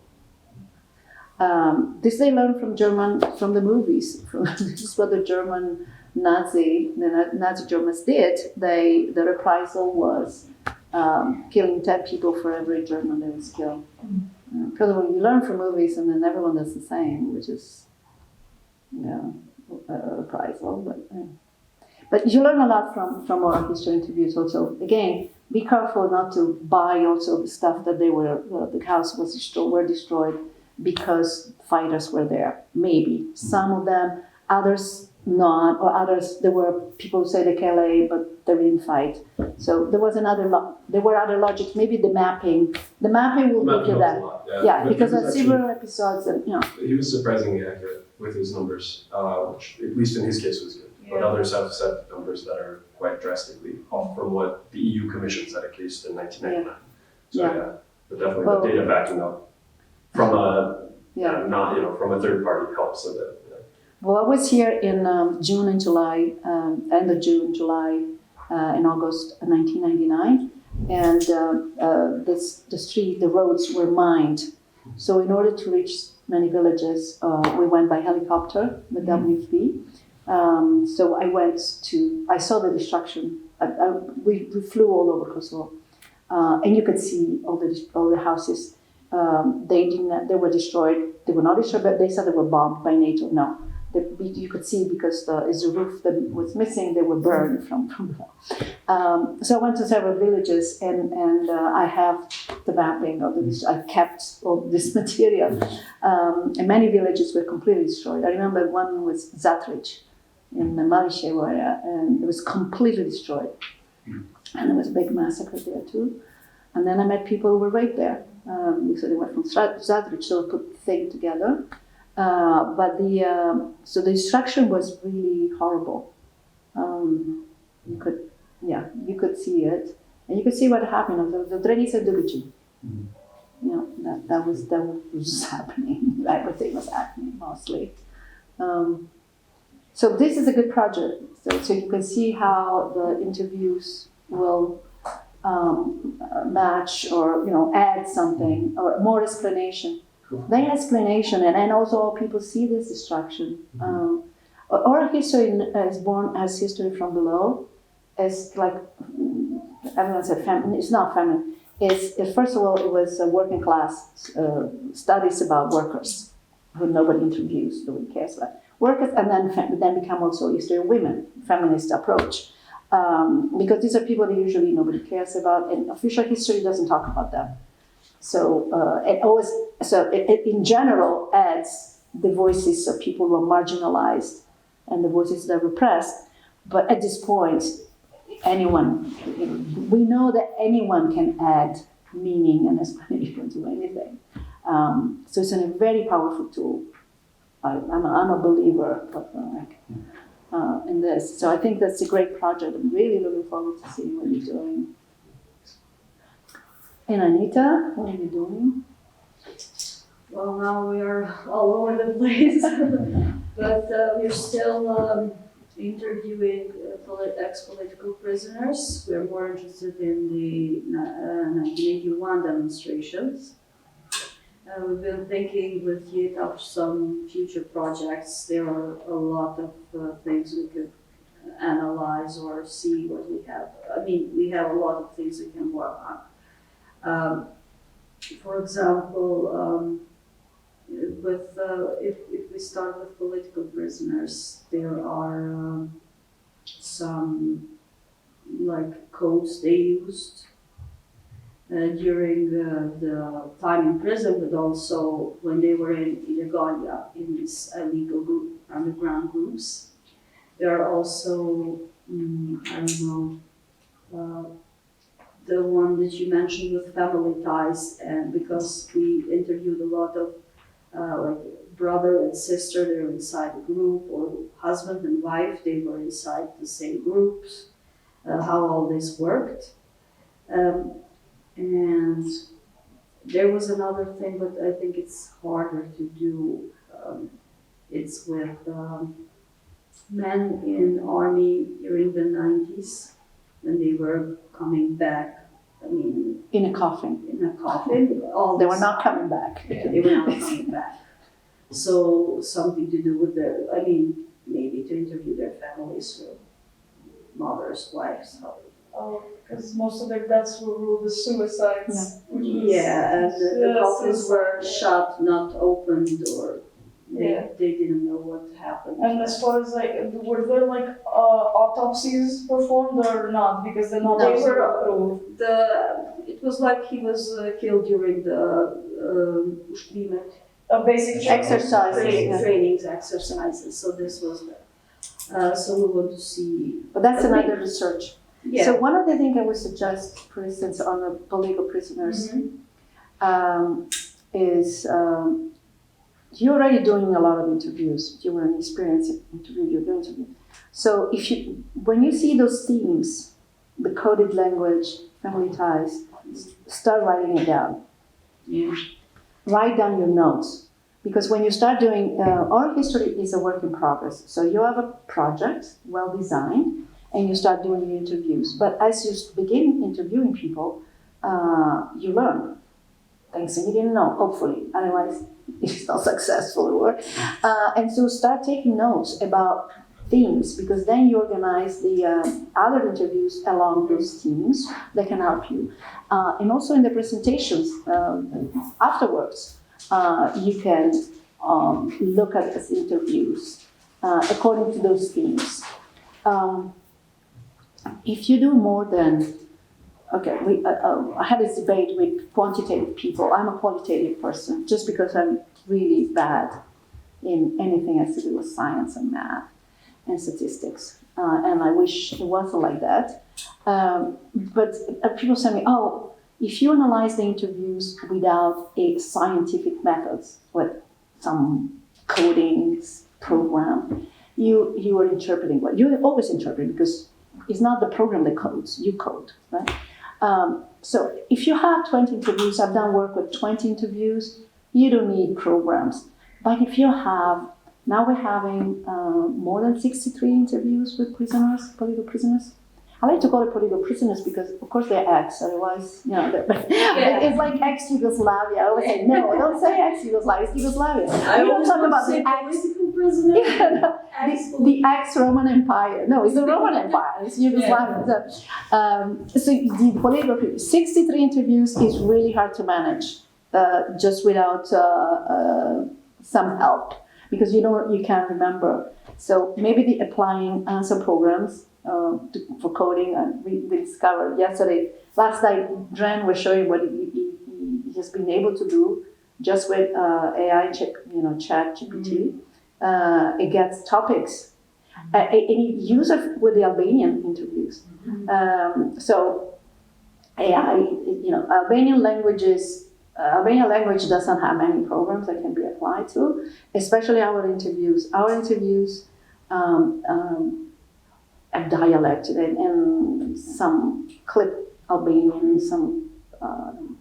In fact, when I try, when I look for the help of Google Translate, if Donjet is not around to translate, I have to translate from the dialect into standard Albanian, as much as I can, as much as I know. So I was saying, Mefal will be per to fall, or if I write Mefal, Google Translate doesn't translate. And so I need to translate. So AI is difficult, but Ren was showing me that because AI looks at context, we were getting a pretty good result. A friend of mine was a social psychologist, and he uses quantitative methods. Tested these programs, which is psycholinguistic analysis, on 15 of the interviews that we have in English. And now we have a problem now because do we analyze the interviews in English? We need to check the translation. The translation needs to be a little bit uniform because translation has been done by different people. So if you analyze in language, if some translators translated Albanians differently, we don't have uniformity. So I said, oh, this is difficult, maybe it doesn't work. But it gave me the first result. Because quantitative, okay, we do qualitative, it's hard, time consuming, takes time. Quantitative, in 2 hours, you analyze an enormous amount of data. So he did it very quickly, and maybe whoever knows the people, he was testing for authenticity of language and expression and emotions. You know who scored higher in all these interviews? Shukri Gashi.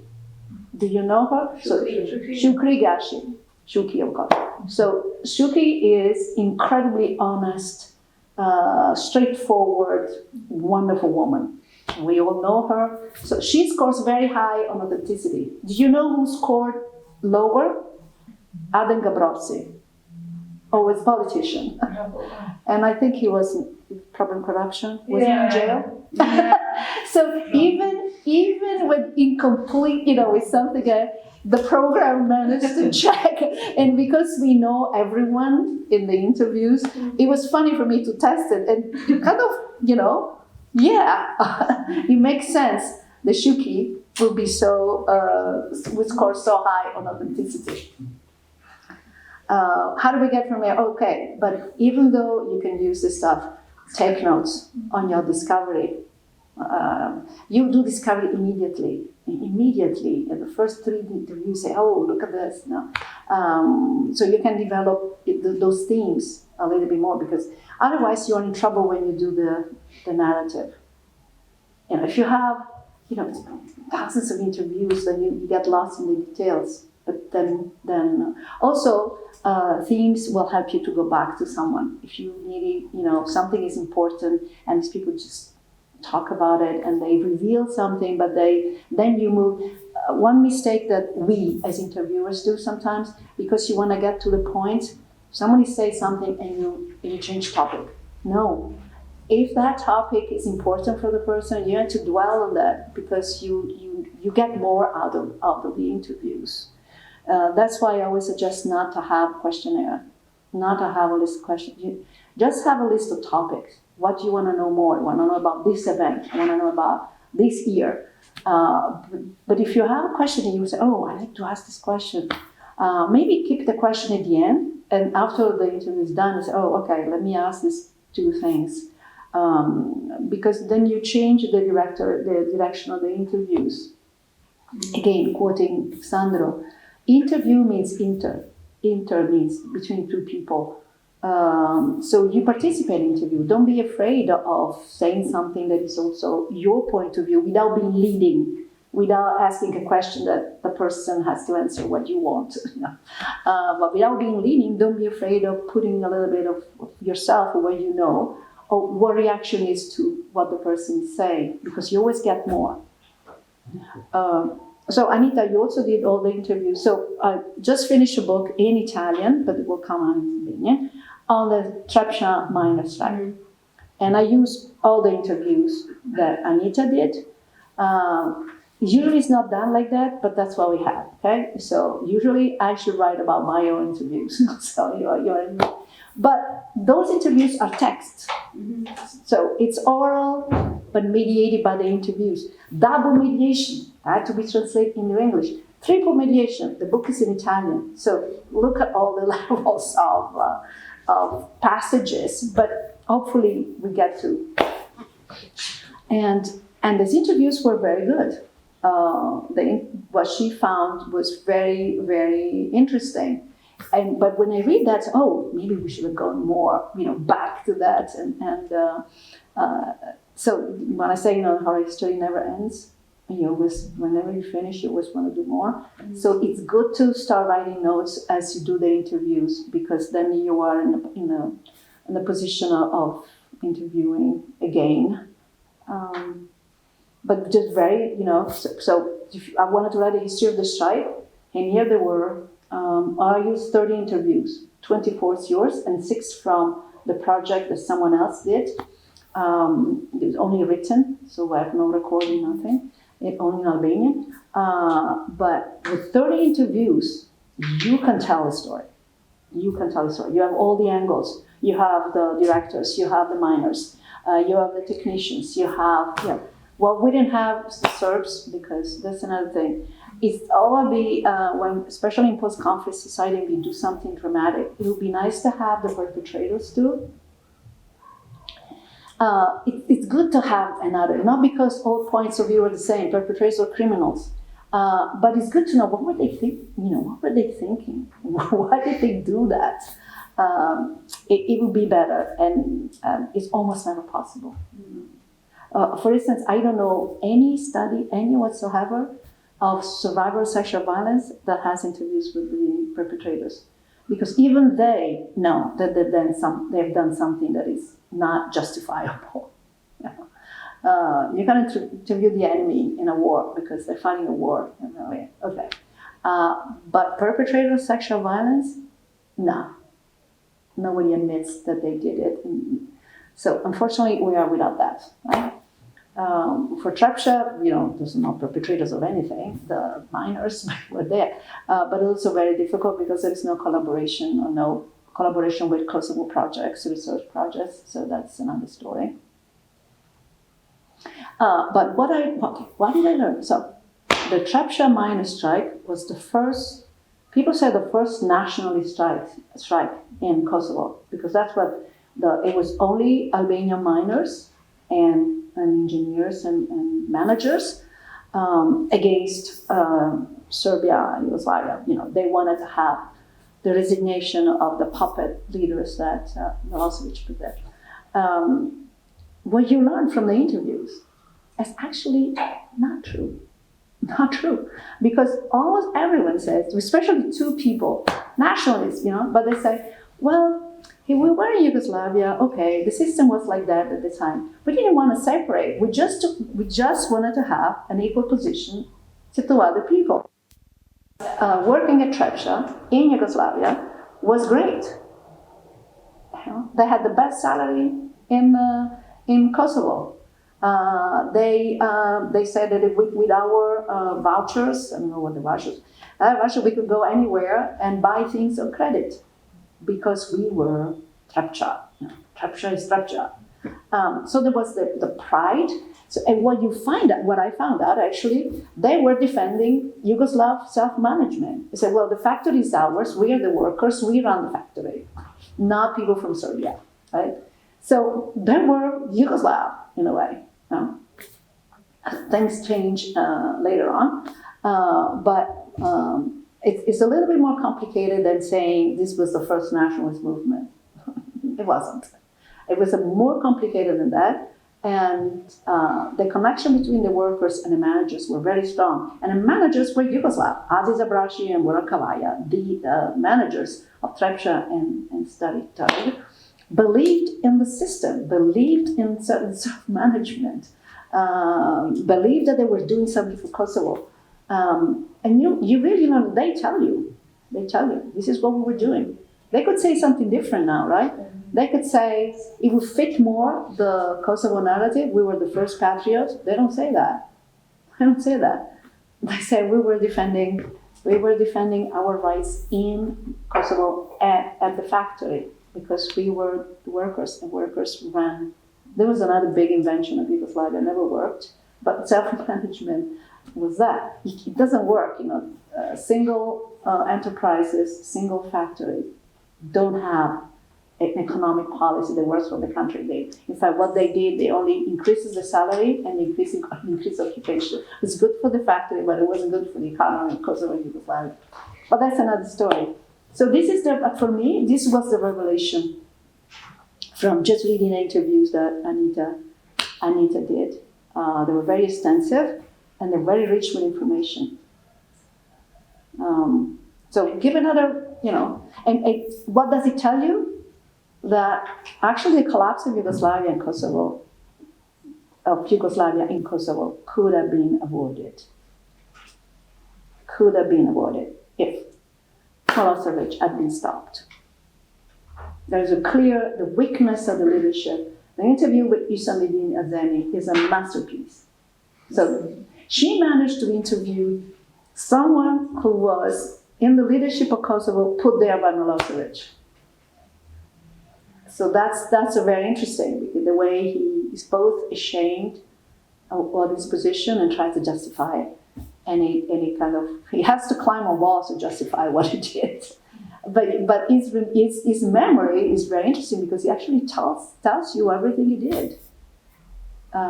So you can see you think you cannot find anything but interviewing people, but actually you cannot. Even he wasn't a perpetrator of anything, but he was on the wrong side. Let's say the wrong side of this fight. They always talk. They always tell you something. Maybe an anecdote, and you know more about this person than if you ever read anything. His brother is one of the, I can easily say, most hated around Albanians. He was director of Mitrovica's prison, Sharafedin Ayeti. But he's Azemi. No, he has a different surname. So he changed it? But Cheryl is disappeared in the war. I don't know. No, I know. I checked that. I didn't write it in the book because, the director of the prison of Mitrovica disappeared in the war. He was killed. Yes. In January 1999. He was never found. His body was never found. But I never asked him about his brother. I thought this would maybe take him off a bit, or I don't know how he would react. So I was very reluctant and didn't ask. Nobody says that in the story. I don't know if this is okay, or I wanted to ask him if I should have asked him about his brother. I think so. The way of asking. So this is a very uncomfortable question to ask, right? You can pretend to be dumb. I mean, you have to a little bit you need to find your position, right? Positionality is not always like being feminist with positionality is a very complex thing, okay? Let's not use slogans. So you are asking a very uncomfortable question. Pretend you don't know anything. Yeah? Pretend, by the way, I learned that your brother was Sharafedin Ayeti. I never got there because it's Azemi Ayeti. But did you change your name? You can you take it from, in the United States, it's from left field. So there's the baseball game. If you take it from some other angle, and you say, was really your brother? What is the names? You just pretend to be a little stupid.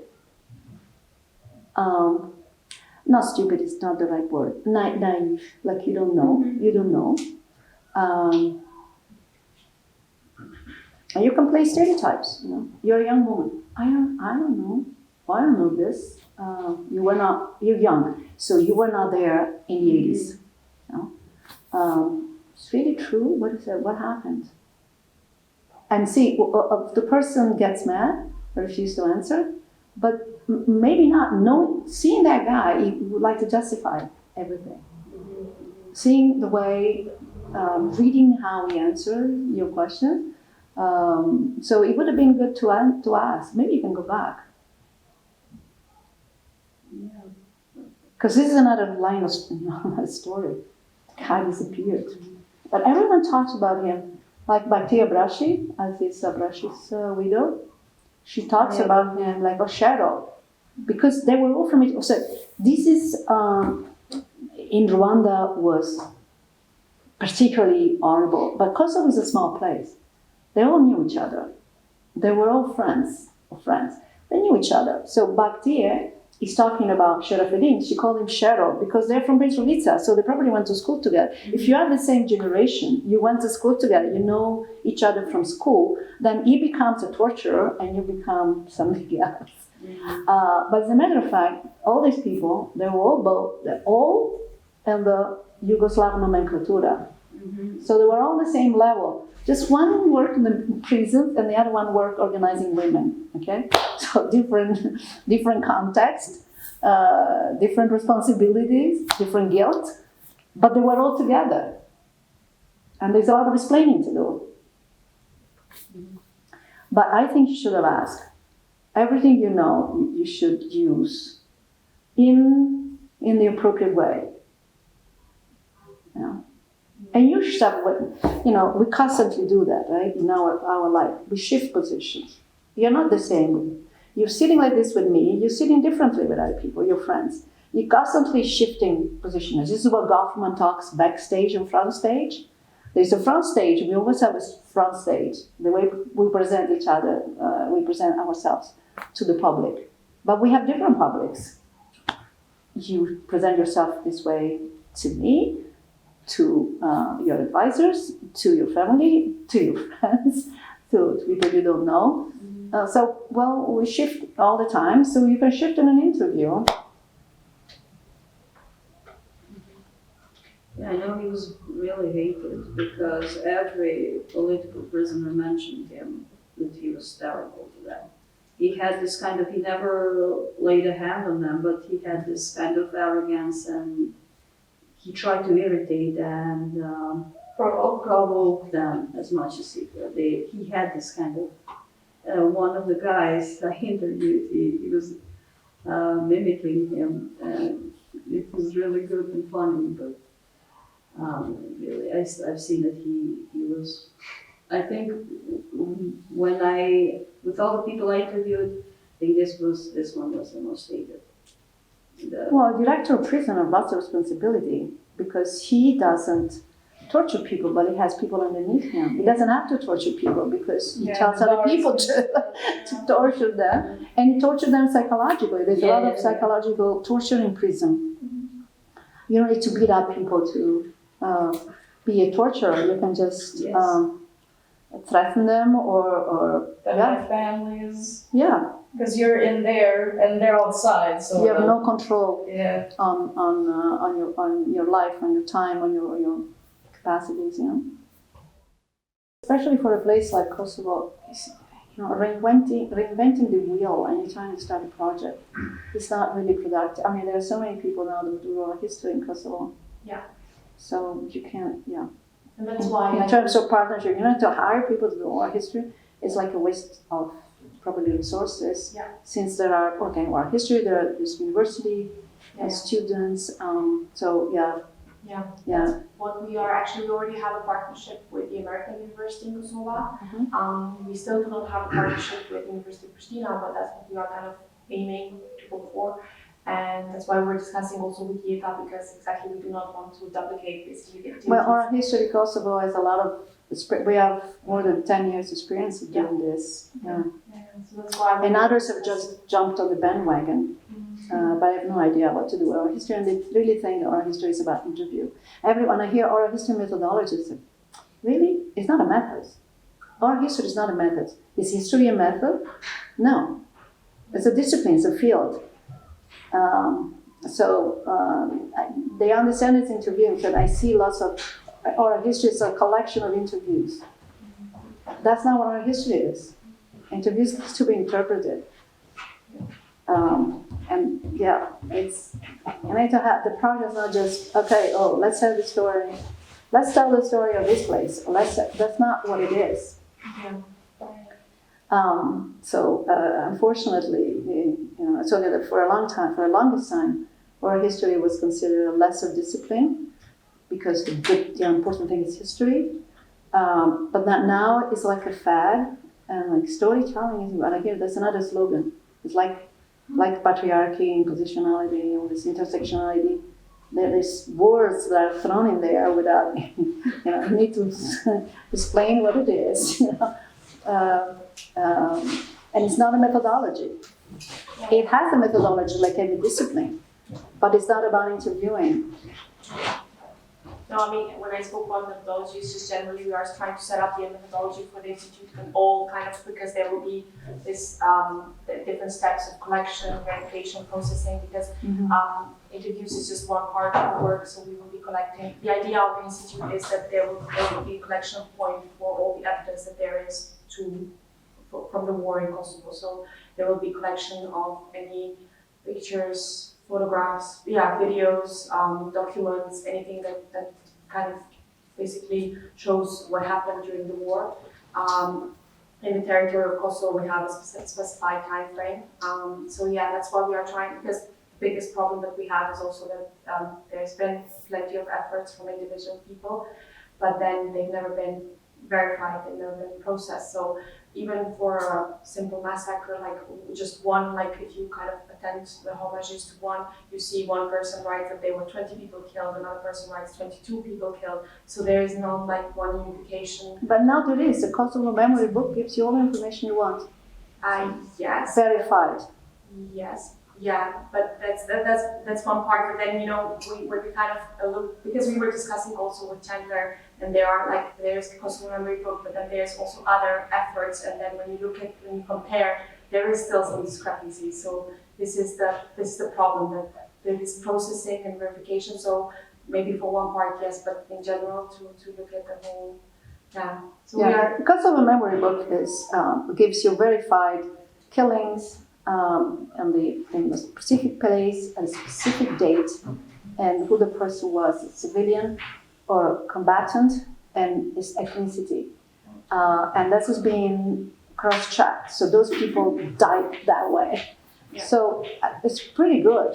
Yeah. It's pretty good. I mean, you of course verify. Always verify, right? Verify. That's another key word. Verify. But it's pretty good. Not to duplicate work. It's a really good starting point. It's very useful for anything to begin with. We were discussing also with Chandler about it, because then we got another book from Kamala Danye, I know this stuff. the LDK, that they kind of did this effort, and we were discussing this like differences between. It's pretty similar, but there was some. But then again, when we try to kind of now that book from the LDK, when we try to put it in electronic form, then when you kind of count the numbers and you do the counting, now with the software, it doesn't add up to the number that they write in the book. So it's a bit of a process.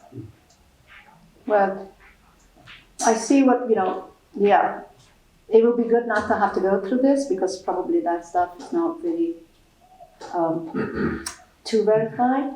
But I think it's a very good thing for your institute, because you need to establish a trust locally.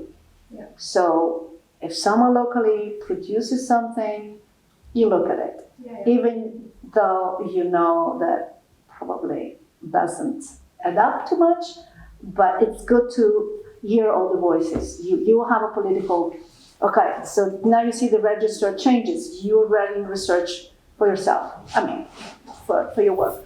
But an institute has to establish credibility and trust in a community. So if someone from the community says, I have this information, you need to take it in. And verify. Hopefully persuade them. I think it's going to be very hard because of that their work is not. When you verify twice, 3 times, it's not working, you need to persuade them that you can't consider it. So it's good luck to you. It's a very difficult job, but definitely you have to hear everybody. And the idea is that this is an ongoing process. So it's not that there is one, let's say, a book written about it, that's it. Because actually recently we came back from Norway, and we went to one of the museums there from the Second World War, and then they told us that actually they are constantly learning new things in the histories. And actually, we entered one room, and there were a lot of names in the wall of people who were tortured in this center archive. And then they told us that actually this was just 20 years ago we had these names. Many of the names that are in these walls actually were never in this building, Wow. or some of them were just added. But Bad work then. so, but the reason they kept it was that just to show that, okay, 20 years ago, this is what we knew. Now we have been understanding that, okay, some of the names do not belong in this wall, but we keep it that way just to show that history in a way. I mean, we can always go back and find more information and maybe question something that was Very smart, very interesting. Yeah, so Thank you. that's Yeah, that's very good. yeah. On? We're doing it on Albanian sex work, and on it's Oh, about Yeah, Stephanie told me that. yeah, Okay. it's about patriarchy, how it underpins policy, but for transnational Albania. And how do you, is our history involved in it?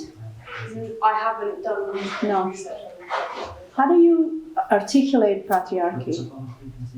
How do you show, I don't know who was talking about. Patriarchy is everywhere, right? It's here in the United States, in the UK, in Africa, everywhere. So what's interesting to see how it works in different contexts. Yeah. How do you, let's say, I don't want to say operationalize, but how do you, Well, I've been talking about it because it's so embedded in everything in Yeah. all of the social systems. I've been talking about it as a system. So I've been talking about how everything to do with the policy and everything to do with sex work is all kind of based on what has been so set in society through patriarchy. so you analyze policies and laws? Yeah, policy and public perception as well. Through public perception, through opinion polls? Opinion polls? Well, I'm looking at, there's some readings about, I'm comparing it with the UK. So I'm doing the public perception in the UK and then in Albania. And then how the European trafficking discourse is kind of misrepresenting a lot of Albanian women. This is an undergraduate, right? Yeah, Okay. this is my final bit, yeah. It's Yeah. a bit confusing saying it out loud. That's, see, I mostly advise, I teach graduate school, so I advise master thesis. And everything is confusing. Whenever you get at any stage of your education, you get to a thesis. That's the hardest thing you do at that stage. Just wait till you get to your doctorate. If you want to get there, it's really difficult. And it's very daunting. But after you do that, in fact, it's good that you do kind of a serious thesis for your BA, because we kind of, it's a training for the next step. Because it's we all have research interests, right? But the devil is in the detail, how you build your research project, how you design it, and how you conduct it, and then how you. Yeah, so there are different stages. Maybe the proposal is difficult, but then you manage it. Then you know what you want to do, and for instance, you do interviews, and that's the most exciting phase, because you meet people you are in the field, and then you have all this material you get home, and so, oh my God, what are we going to do with this? How do I analyze it? What the purpose of this? And that's the most difficult. But I understand you're doing mostly on secondary sources, which is not easier, because it's a lot of literature review. Yeah? That's what it's just a big literature review. Big literature review, and it's like my students are in the United States, and they're all American, They call it literary review. I say, no, it's not literary review, it's literature review. And that's also the first big stumbling block. Because you have to read what has been written about your topic, understand it, digest it, and write some rationale for using one or the other position. So that's not easy. It sounds easy, and people don't quite understand. Students don't quite understand what it is, and they think it's bigger than that. It's actually quite simple, but requires a lot of focus. So this is the first step. Yeah. There will be others, but the field is more interesting, as you probably see, right, from this conversation, and also being here for you is a little bit of a field. Yeah, learning a lot. Yes. Yes, I used to have my advisor, my PhD advisor was one of the men. And he said, well, if you're an anthropologist or social scientist, I'm a sociologist, but he said, you never stop being a social scientist. And in fact, being a social scientist helps you when, for instance, you are bored or you feel out of place. Just turn into an anthropologist. Just look at things from a little bit, so step back a little from a distance. But you're always learning like that, and it's exciting to have this frame of mind. It's good. Amanda? Miranda. I always there, right? Yeah, things. Anda. Miranda. Well, What I do don't you have much to say. I'm not working with any So projects. shame on you. You should Yeah. find one. No, I'm on my second year of studies now. Before that, You're sophomore. uh, Second year of university? yeah, Yeah. sociology department. Before that, I attempted to study English language and literature with Danyat actually. And there actually is where I first heard of oral history. We had this subject English 2 maybe, and one of our professors asked us to do an oral history project just to get us to learn the basics, but also it was hard to also learn it and learn it to do in another language, in English. So, but yeah, we had the topic, it was a group task, so I remember we did the forcible firings of Albanian workers in the 90s. That was interesting. We had one interviewee she was working at the National Library of Kosovo, and she started crying in the middle of the interview, so we were immediately thrown into the situations where we had to learn how to deal with. But then after that, I don't know, I was working in Termokis, if you know about the Social Cultural Center. It's a community-run center close to the bus station of Pristina. Okay. And there we had this research club, not so active now, but I was working more in project managing these two research projects that we had with two. But we worked together in the subculture. Yeah. There. We were part of the design or methodology research classrooms. I don't know, when I hear about your projects, I'm like, no, I haven't done much. But yeah, now I'm very eager, and I'm so happy also about last week, the workshop that we had with Jakob and this, and I'm constantly keeping notes and now trying to find my thing that I would work more on. And very nice. Which is one of the things. When you do a project, choose something you're interested in, because you have to be with the project for a long time, and if you're bored with it or if you don't have passion for it, so don't be worried about being passionate. People always look for objectivity. Objectivity doesn't exist per se. There is a famous sociologist, maybe you know him, Georg Simmel, maybe you met him. And it is a good definition of objectivity. Objectivity is subjectivity that is well informed. Because there's always you in your research. So passions are good. And especially if you work on something that is human rights or something like that. It's not wrong to have passion for human rights. That is really like there's a consensus, universal consensus. So choose something you're really interested in, not something people propose. Yeah. I mean, unless you're working. So you are in this organization, this is the organization goal, so you need to do it. But if it is for yourself, try always to do something that is interesting. Yeah, no, I'm just collecting the tools and then finding where to apply them. That's very good. And crying. People in interviews cry when they're talking about, of course, they're talking about massacres or doing a massacre, sexual violence. They cry. So don't be afraid of crying. Actually, empathy is one of the things that people respond better. So you don't have to be detached. You don't have to be. But responding to the interview, you're interacting with someone. So if it makes you cry, cry. And if someone cries, understand that the emotions are coming up. Old people always cry in an interview because they're remembering their parents, their youth. That's another thing that always happens. Be prepared. Of course, people who are victims of violence, that's a different cry. And that's very emotional. And I've done interviews with, many interviews with survivors of sexual violence. The psychologist was always present. These are very difficult, these are the difficult interviews. because you can, without willing, traumatize the person. And I always say, well, telling a story is re-traumatizing. Yes, but if they accept to be interviewed, they also want to tell the story. What I found out in my experience now, working on this for 10 years, survivors of sexual violence want to tell their stories because they can't tell anyone. So telling an outsider, it's easier for them. I've done interviews with my colleague Valentina Kraja, and it was much more difficult for her than for me. First of all, they knew who she was, they knew they're afraid that she might, even though she's very trustworthy, they're afraid that an Albanian knows stories so they can tell someone else. Who am I going to tell? I'm not. So if you're an outsider, it's easier.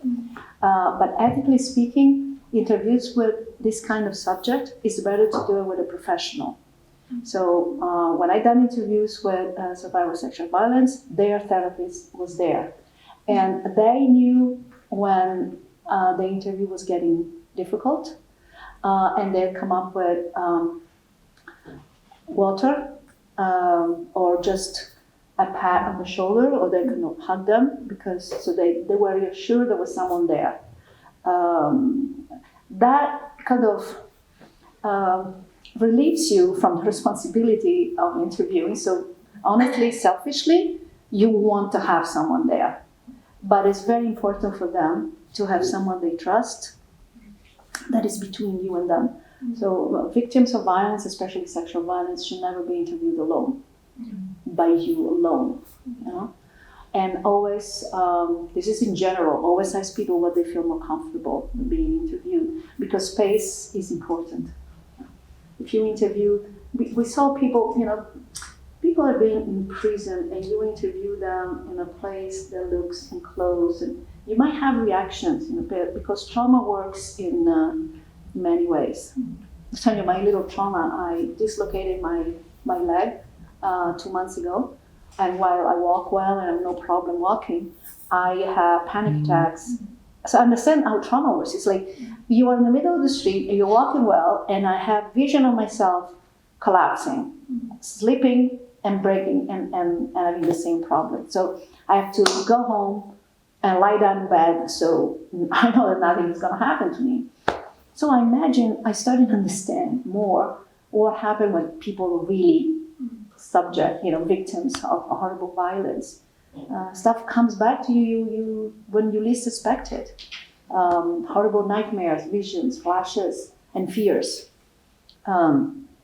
These are the worst interviews. This is the way to do it. Is trust professionals.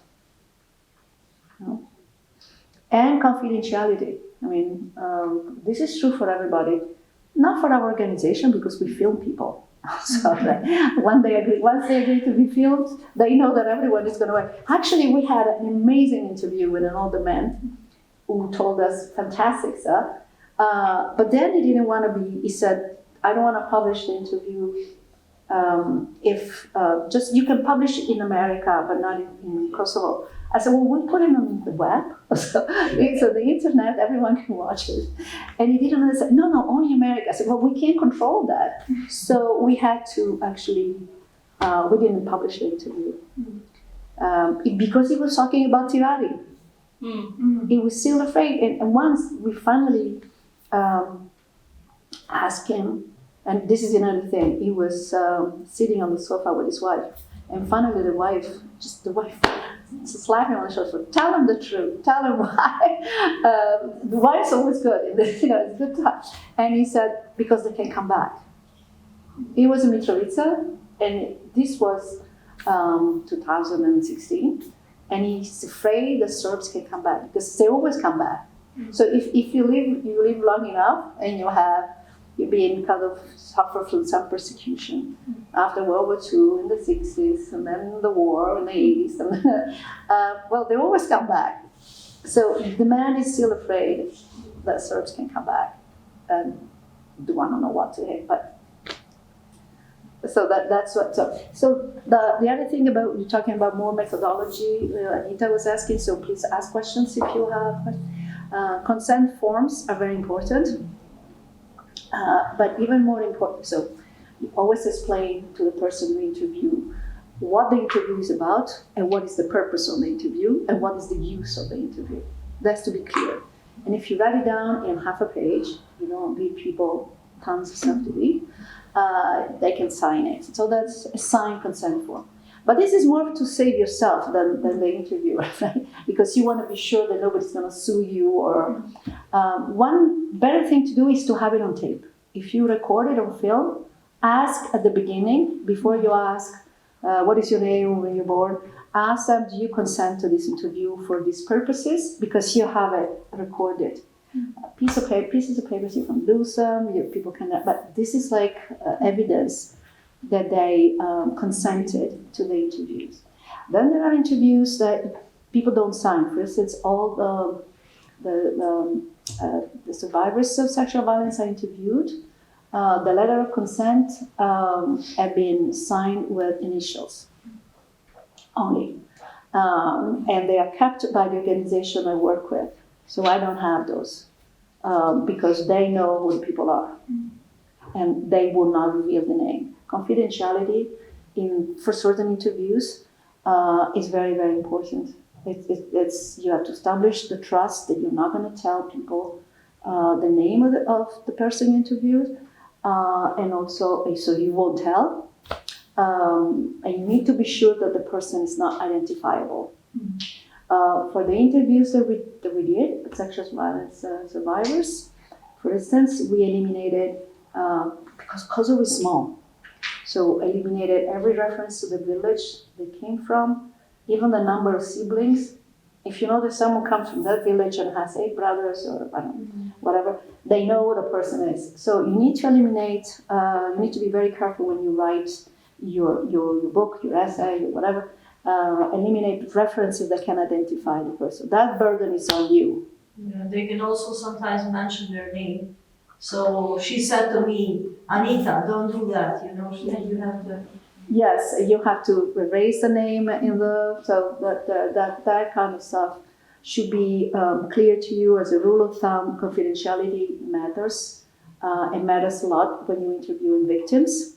And you need to be, you go the extra length, the extra mile, not to make that person identifiable by any little detail, especially true in Kosovo, because it's so small, everyone knows each other.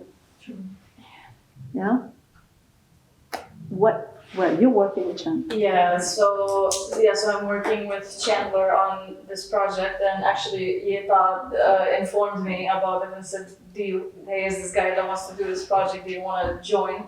And we ended up meeting up, and he explained the whole thing. And I've always been interested in history, but maybe specifically like war history. So when I was given the chance to work with him, I kind of jumped at it because it seemed like it's such a great opportunity, maybe not just on the student side, but maybe just to get to know the field a little better and get to know like different people. And the thing that I personally noticed is that there is a certain feeling when it comes to interviewing people that have gone through like a war or have gone through something like maybe just particularly violent, is that it's interesting to see how that fear is still there even years after that event has passed. Like, I haven't had, for like university, we had to interview people who were kicked out of their houses during the war and then made to walk the exodus, basically, yeah. And the person that I interviewed was an older man, and he cried for most of the interview because he had his kids during that time, and he had a point where the police actually took his sons from like the street, and an Albanian had to pretend to be a Serbian cop to go get his sons back. And I can only imagine what it would have been like for him to go through that and then having to tell somebody else. Maybe he lived it differently because it wasn't happening again, but just like even thinking about it, like one thing could have gone wrong and he would have never seen those boys again. And that was very like heartbreaking, but also kind of eye-opening, especially because it's mostly people or us who haven't gone through the war talking to people who have. and it's kind of like you can only understand it to a certain point. And yeah, besides those two experiences in terms of oral history, I haven't done necessarily like much besides like these two big projects. So Well, but it's big. And yeah. so you discovered PTSD. Mm-hmm. Well, we're going to talk about that too. But there was a question that I need to ask Milton. When you do an interview, is it okay to interrupt people? And I said, no, don't interrupt. Then I thought about it. You shouldn't interrupt people. It's polite. I mean, there are some rules of doing an interview, oral history interviews, that are rules of good behavior. You don't interrupt people. You don't look at your telephone while they're talking. Things like what they teach, what your mother teaches or your grandmother teaches you. But especially, don't interrupt, because you don't want to interrupt the train of thought of the person. And if that person is telling you something that you don't care about, but it matters for them, but they can talk at length about an issue because they don't want to talk about something else, because that thing is very important. So you should kind of try to understand what's going on, if possible. But you can probably interrupt to ask for more explanation about what he's saying, they're saying. Or to confirm something? Not to, or to confirm. So are you really saying that? Or but, this year. Yeah, but if someone is talking to you about the war, you don't interrupt to say, okay, what happened after? Because it's talking about the war. You don't change subject. You see, journalists do that. For example, when I'm filming, there's a situation where I run out of battery and it's very much in the moment. We try to do it in a way that I do it before and everything, but is it better than for them to explain the story from the beginning, or to just give them those 2 minutes while I change it and then they just continue? Like, what's the best? Technology problem. It's very situational also. So you should know what's better. You don't want to lose the thread, but you can crack jokes. You can say you just try always to make people feel at ease. So you're not stopping them for something. It's your fault. You're oh my gosh, I forgot that. Sorry. So try to make them feel at ease, and then you see if something is very important, you make them probably go back. Say, or you can remind them. Or you were talking about when your mother was killed. Can you tell us more about it? I mean, I'm not joking, but if it's very important, just go back. But also, don't be always, try to make people at ease. Not always cracking jokes, not be silly. But something like, especially when the interview is very serious, but a little bit of ease. I've done some, again, with sexual violence victim. Sometimes they feel there's so much distance between us. So if there's something I can say, oh, this happened to me too, or something in the background, I say it. So they feel that there is a little less distance. Mind you, interviews are always asymmetric. The person who interviews has more power than the person who is interviewed. If you are an outsider, definitely. You're American, you're British, you are something. You come from the West, so you are more powerful. Or you are a professor and the person is uneducated. You always more powerful. But even, yes, you are from here, but you look more, you're professionals, you're interviewing, a minor. It's a different story, no? So it's always asymmetric. Or you are a man interviewing a woman, or you're richer and the other poor. So be aware of that. That you are more powerful, try to kind of tone it down, but just be aware that you can't change that. No? But it happened to me that one interview with this woman who was been raped twice and basically living with her mother, who was the one who stigmatized them. Always tell her, don't say anything. Don't go, if you come to the wedding, don't say anything, just be on the sickbed. So the mother keeps her down. At the end of the interview, she said, she told me, I'm like you because I'm free. She was just extrapolating, she didn't say I am free. So I was like you, I was free. She was trying to find something in her past they could connect connect her with me. Because she seems like free, I'm free, I go travel. She asks me, always ask you. Also people, at the end of the interviews always say, do you want to know something about me? You know? So I tell them, I'm married, I live, and they always say, oh, yeah, I could have done that. So there's some connection that you establish with them. And one woman who didn't want to be identified even asked me to take a selfie with her. But it was a telephone, so she kept it. But you established also a relationship by being friendly. It's work for you, but it's also, these are people. And you're having a conversation. An interview is a conversation. And you get so much more out of it. And I'm not saying cynically. You get more because it's a spiritual connection. It's a connection with another human being. If you do this kind of research, you need to like people in general, abstractly. Then there are those you hate. But then you need really to like people. And if you like people, you always learn something. And the exchange gives you a lot of energy.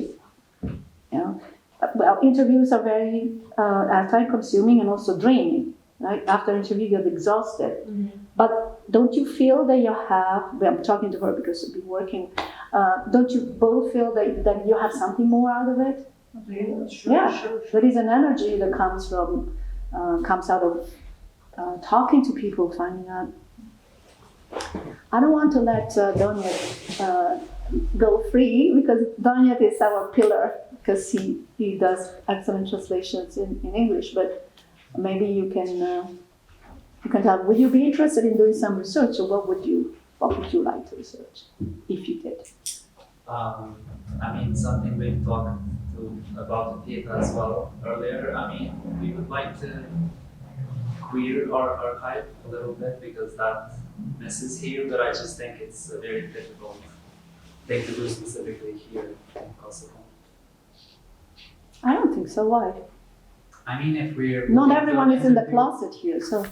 If we're looking to interview older people, yeah, it's just going to be difficult to even find someone who they're not even out to people they know, so you can't even reach them, basically. Well, you cannot out people in a research. So you need to be aware of that. For instance, okay, we are a multimedia platform, so we have filmed interviews, but if it's not possible, you do a recorded interview. I understand if someone doesn't want to be public, doesn't want to show their face on video, but they might want to talk on a recorded. And again, we recorded interviews with women who haven't talked with men. I interviewed 5 men. I want to show you something, but 5 men in Kosovo who were raped during the war. Nobody knows. Well, women always have, the husband always knows. The husband needs to know because some of the women were raped, they were very young, so when they married, they had to justify the fact they were no virgins. So the husband knows. There's always, but maybe only the husband knows, or the sister-in-law, a few people. What I found with the men, nobody knows about the men. Their wives don't know. Because the shame is two reasons. The taboo is even higher, is even stronger. And 2, they don't have to know. They don't have to say. Because many rapes of women happen publicly. And men were raped in prison or in police stations, mostly. Yeah. So you don't have to tell. If you don't tell, nobody knows. Yeah. So, and you don't have to tell because there is no virginity issue. Yeah. So for men it's easier. But when they say I want to talk about it, they did. To me. Well, the therapist, with the psychologist, and talking about also older men talking to me, and the psychologist was 25 years old girl, I say girl, but young woman, and they trusted her. That's something you really see how certain things, men here don't trust younger women as being professionals. In this case, total trust towards women. But so we managed to record people who don't talk to anyone. So you can do it with older, because you need to establish this trust and make sure the confidentiality is maintained. You know? So it can be done. You can interview everyone, anyone under the sun. You just have to work at it in different ways. So you need to establish using people who are inside the community, using. They have a bad name in social science, informants. Informants sounds like the anthropologists decide the informants, like the police informants. But they're sort of like the fixers. They're cultural translators. So it's good to be inside, outside, use insiders. You know, you really you learn in oral history. You learn from people who have done it. And they've written manuals and stuff, but it's something you learn.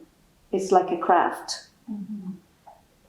How do people learn how to be hairdressers? They have to cut hair many times. So, you know, it's something you know theoretically, but you need to know to do it. And you need to be, again, someone who likes people and who's sensitive, visual, and is intellectually honest. So that's how you can persuade people about your integrity, the confidentiality, and you can establish trust. So I think it's a good idea to do this. We may find surprising things. I used to bring here students from the United States for the summer program. They were interning at our organization.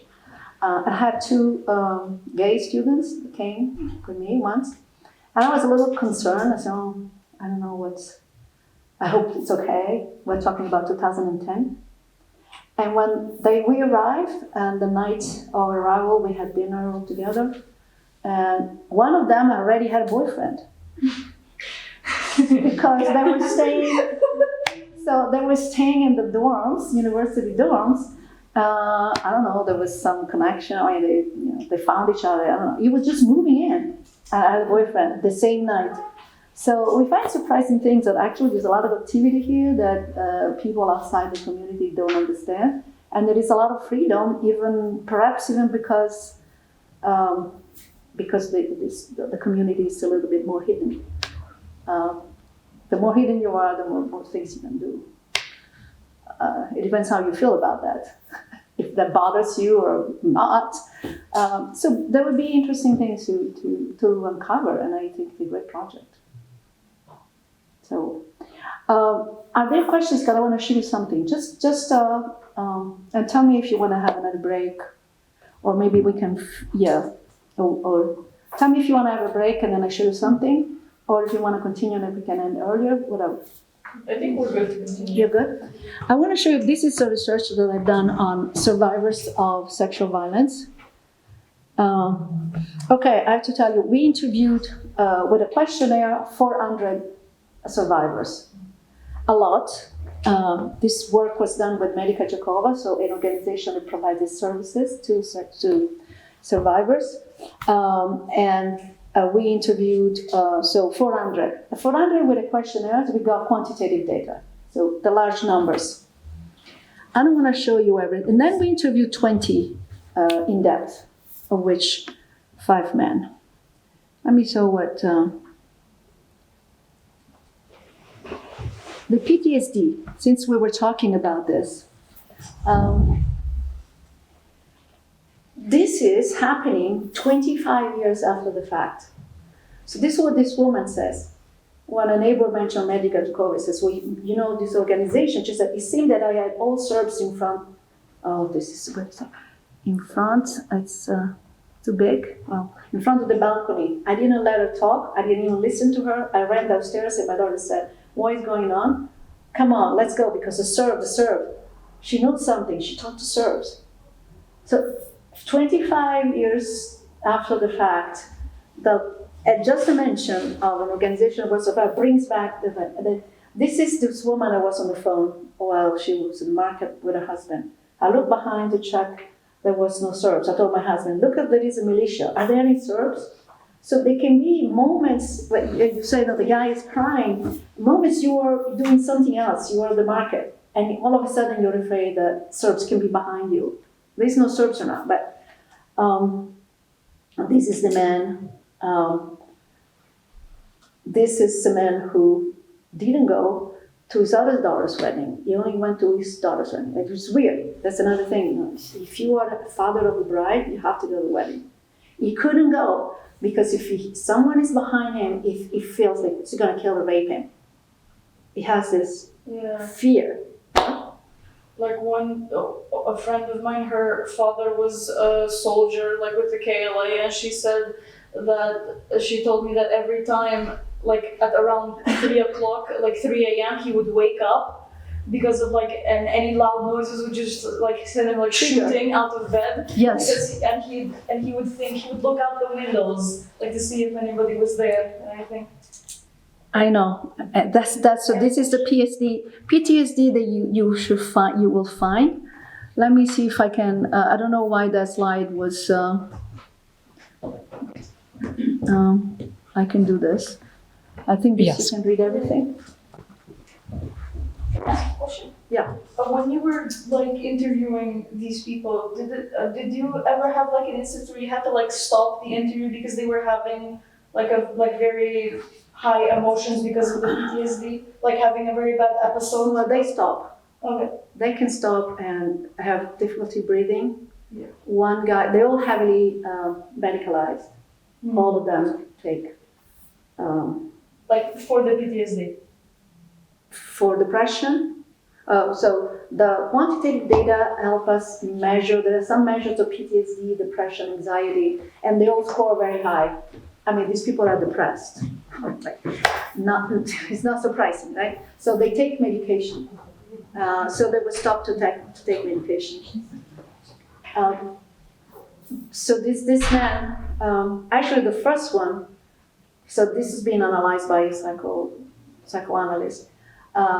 The hypervigilance, you're always afraid, so you always have to be in control of your environment.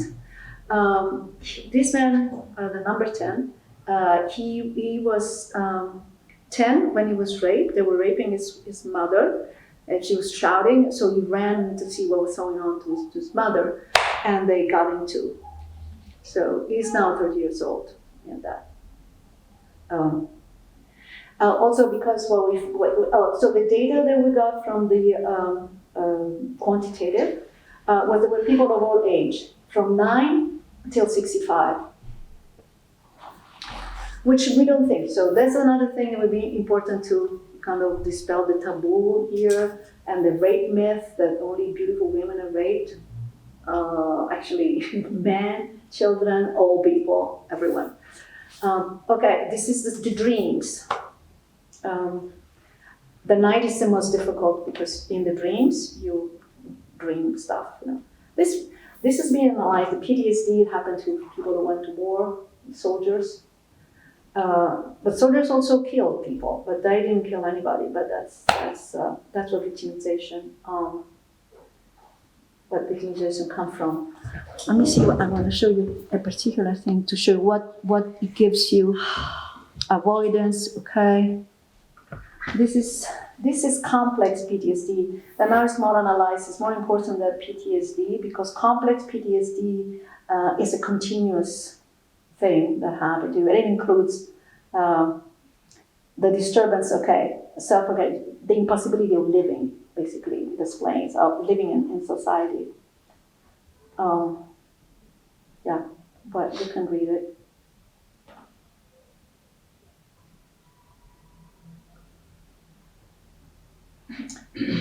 Many of these women, for instance, said that they felt they were not good parents, they were not good mothers. If you're depressed, you're not playing with your children, you're not being active with your children, or you are very nervous. They get aggressive, others, they get irritable, they're irritable, they get aggressive with children, maybe they beat them up. So then they feel guilty for not being good mothers because the model is different. Let me see this is the game. This is aspect of complex PTSD, negative self-concept disturbances. But this you can measure with a quantitative. You can measure the level of, but you don't understand what it is. Yeah? This woman, the shame. She feels ashamed. She shouldn't feel ashamed. I shouldn't blame her. She feels ashamed. This is the, see, I don't know how to love my children. Anxiety, okay, depression, suicide attempt, okay. This, I don't know why people try to kill themselves drinking Clorox, drinking detergents, something like that, but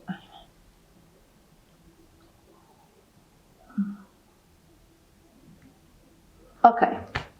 So this is the family as a positive spirit. So this is important, I want to show you this. When we ask, is the family important? In the quantitative, is yes, no. Yes, important, less important. So you got this is important. But then you ask, why is it important? Why is a positive experience? So it's not that the family is supporting these women, but after the war, only my marriage made me feel good. Not because it was a good marriage, but because I thought I could never marry. So the mere fact that she could marry and fit in the society. But it's not the support of the family. So you learn more from this. Otherwise, in order to operationalize research and to do digression, whatever you want to do, factual analysis, you need to have very clear questions, a very clear answer. Yes, no, to a certain extent, or you have a scale, but you don't know how that works, what it is. This is a man. I was fulfilled because a man who is raped feels he's not a man. So, but now he had children, so he did his job. He was able to do that. This is same things. My children are giving me back my life by growing up and going to school. So what is the positive experience of the family? It's not that the family supports them, but there is something that's good that is happening in their family, and then we'll reflect on that. But they feel all the other things: anxiety, depression, shame, incapacity of working, nightmares. And so we also learn what is the limits of this family support. Because again, 400 people, 75% family supports them. But then we understand that. This is the role, the husband supports her, but this is what he tells her.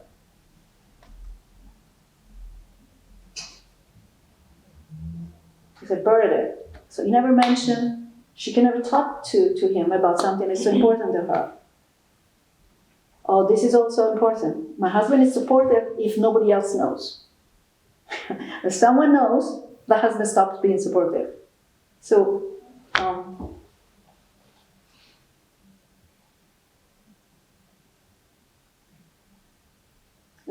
from here is medical diploma.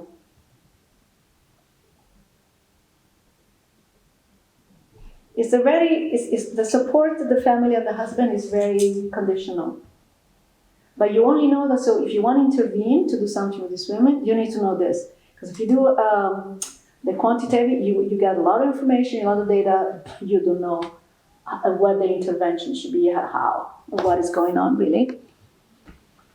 And this is amazing.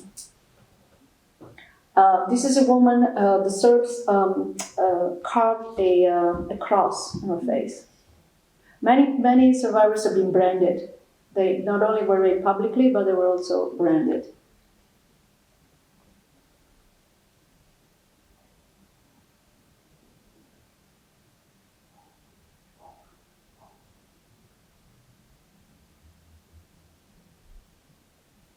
So this is a supportive husband.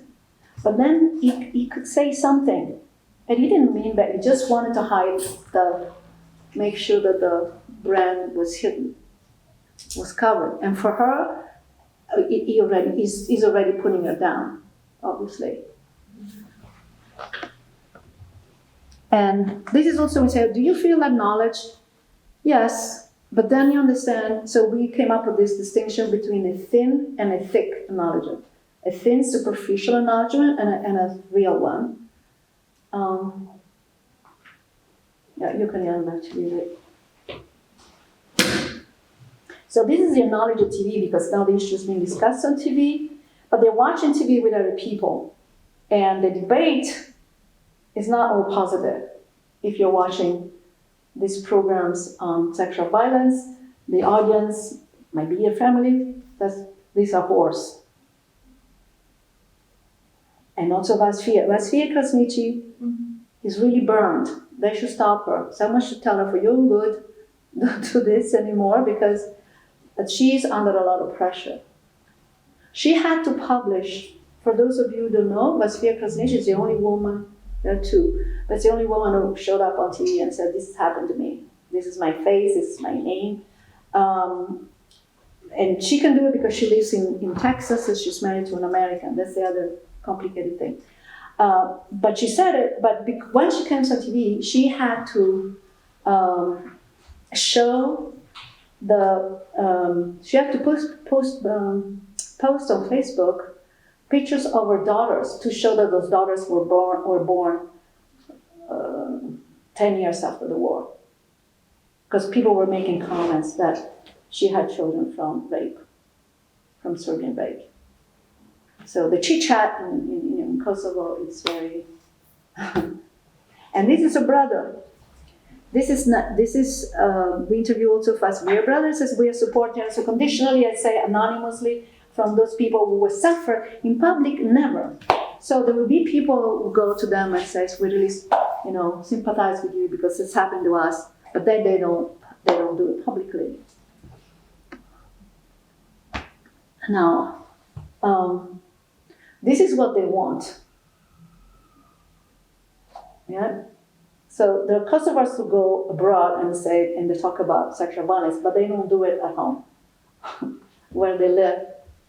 I also interviewed some people who are, so these are not survivors, obviously. Dom Lush, for those who don't know, Dom Lush is the Bishop Vickers, deputy bishop here, Catholic priest. Dom Lush, yes. Yeah.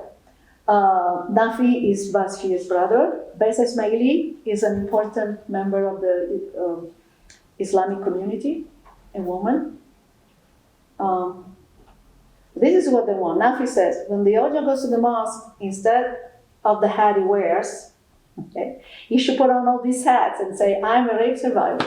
So they want people to really acknowledge it and put themselves in the shoes of survivors, rather than just saying, oh, there's this problem, but how do you do it? And Dablush was also very interesting about this.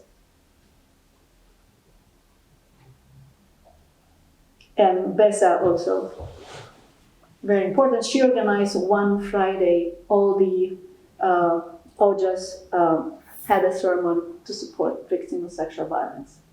So it's symbolic, but much more needs to be done. But it's important, what they're asking, the leadership has to really show support, which is not support, but just saying we could be them. So that's the, so when we say acknowledgement, so we don't need another media campaign about sexual violence, we don't need more programs on TV, we need this kind of community-based stuff in which people really acknowledge what happened to these women. I think we understood this only by interviewing people in depth and also coming up with a narrative, categories. These are other categories, the thick and the thin. We didn't understand this because then if you say, well, do you feel more acknowledged? Of course, from the beginning until now, there's been much more acknowledgement. Until 2015, nobody talks about this. Nobody talked. It never happened. So in the past 10 years, there is acknowledgement, there's programs on TV, people are not afraid of talking about it, not about themselves, but the issue in general. So if you ask 400 people, do you feel more acknowledged? They say yes. But when you find out what kind of acknowledgement, no, there is no acknowledgement. They need much more. They need different things. I think this is, okay, this is what, this is my discussion of stigma. So stigma is usually mentioned to stop research. Oh, well, there is stigma and it's a patriarchy. Okay, Tell me more. How does it work? And so through the interviews, we came up with different aspects of stigma. So women's sexuality needs to be controlled. That's why you need to know who does what to women and why. This mentality, the man was really good. This man. It's more difficult for women. Many women must hide it even from their husband. I can handle things more easily because I have the things in my hand. I'm a man. I can come here to this organization, but if a woman wants to come here, she can't. She says to her husband, yes, I'm going to Jehovah. And he says, why? What do you have to do there? Maybe she gets one dinner. People talk about dinners. And why do you take this money? What are you doing with it? Now, for a woman, it's much more difficult to hide than for a man. Because also a woman doesn't have freedom of movement. So most of the women we interviewed come from villages. It's not as much different from city women, but if you depend on your husband for money, you cannot travel without telling where you're going and what you need the money for. So you cannot go to the therapist, you cannot do it. And it says, for women, so if there is inequality, women already start disadvantaged. I mean, it sounds obvious, but also the small place, right? Vera Bujala was a journalist. He gives the best quote: "We respect women survivors from Krusha because they're not from here. The tribal rumors begin when a survivor is from here. They did this to her. Maybe she consented, maybe not."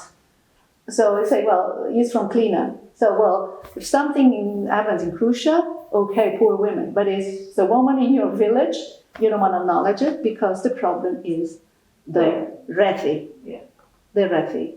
Rethi is a social circle that determines your reputation. It could be, it's your family, your semi-family, the neighbors, and if at that, for instance, those who determine if you are a good girl or a slut, for instance. They know what you do and they label. And then the rape myth. Damrush is very interesting. Damrush is the priest, right? The male rule has completely wrong prejudice and projection regarding women, and men have not been able to share that horrible experience. Serbs committed this crime, of course, to destroy women's. What does it say? No. So the idea that women who were raped consented. And it's true for men too. So they're immediately feminized. If you were raped, it means you were gay, who for a bunch of word in Kosovo is an insult. Yes. And this is what happens in stigma, that you are kept down.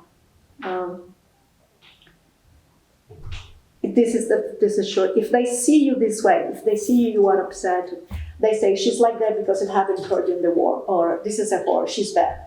You must shut up, boil inside or crack. So you can never say, yeah, I'm upset or something, because then they found a justification. This happens in the family a lot, and this is so you cannot argue. If I say something and she offends you with a word, she tells you, drop it, because that happened to you, you're trying to show off and you're somebody. The fact that you're raped and you're somebody. And the Roma obviously suffer double victimization. They will say in the faith, get out of here, you are nobody. Just imagine people tell you, you are nobody. So this is what stigma makes. Stigma is the relation. So you understand what stigma is what you feel inside and what do people make you feel. This is what people make you feel. They keep you down. Whenever you raise your head, you want to say something, shut up, you can't say anything. But stigma works internally because you are afraid they're going to say that to you, so you don't move, you don't talk. This happens in the LGBT hidden community also, of course. See, that's this one. They have to go, they don't, someone told me, more than one person told me, I don't go to weddings because in weddings you have to be happy. I go into funerals because I can cry, because you always feel like crying. But in funerals it's normal, and the wedding is not normal, so they go to funerals. So you go to the wedding, and brothers dance. They dance. Then two women who are distant relatives did this, pointing, or sometimes there are parties and someone that does like this with their face. Yeah. Like, pointing could be like this. Look at that. Maybe she didn't report. Maybe she was doing something else, right? Not everyone is thinking about you. But the victims immediately feels it's her. And judge just said, I can't send the music. And everyone always leaves parties before they end it. And that's also what the results of that anticipation of being stigmatized. Yes, this is a woman. Is withdrawal. You don't go. This is the man who doesn't go to weddings.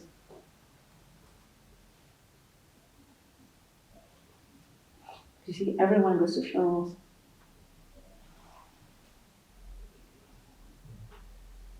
They put you down. They put you down. They always say post. It's always being put down. Always put down. And these are the stigmatizer. Again, I always tell my students, don't use passive language. Crimes are not committed. Someone commits crime. Someone is stigmatizing you. Most times it's women who stigmatize other women. So there's this kind of, talking about patriarchy. Women are oppressed by other women, and she's being oppressed by her mother-in-law. So there's this kind of oppression, chain of oppression. But when she said, my mother-in-law, I know she suffered herself too. So mother-in-law was raped too.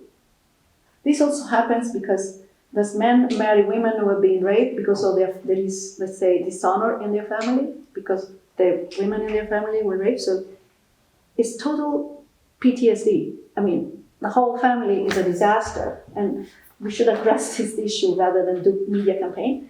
I know she suffered too, but she has a temper. So she actually, the mother-in-law, scolds or reproaches her and stigmatizes her.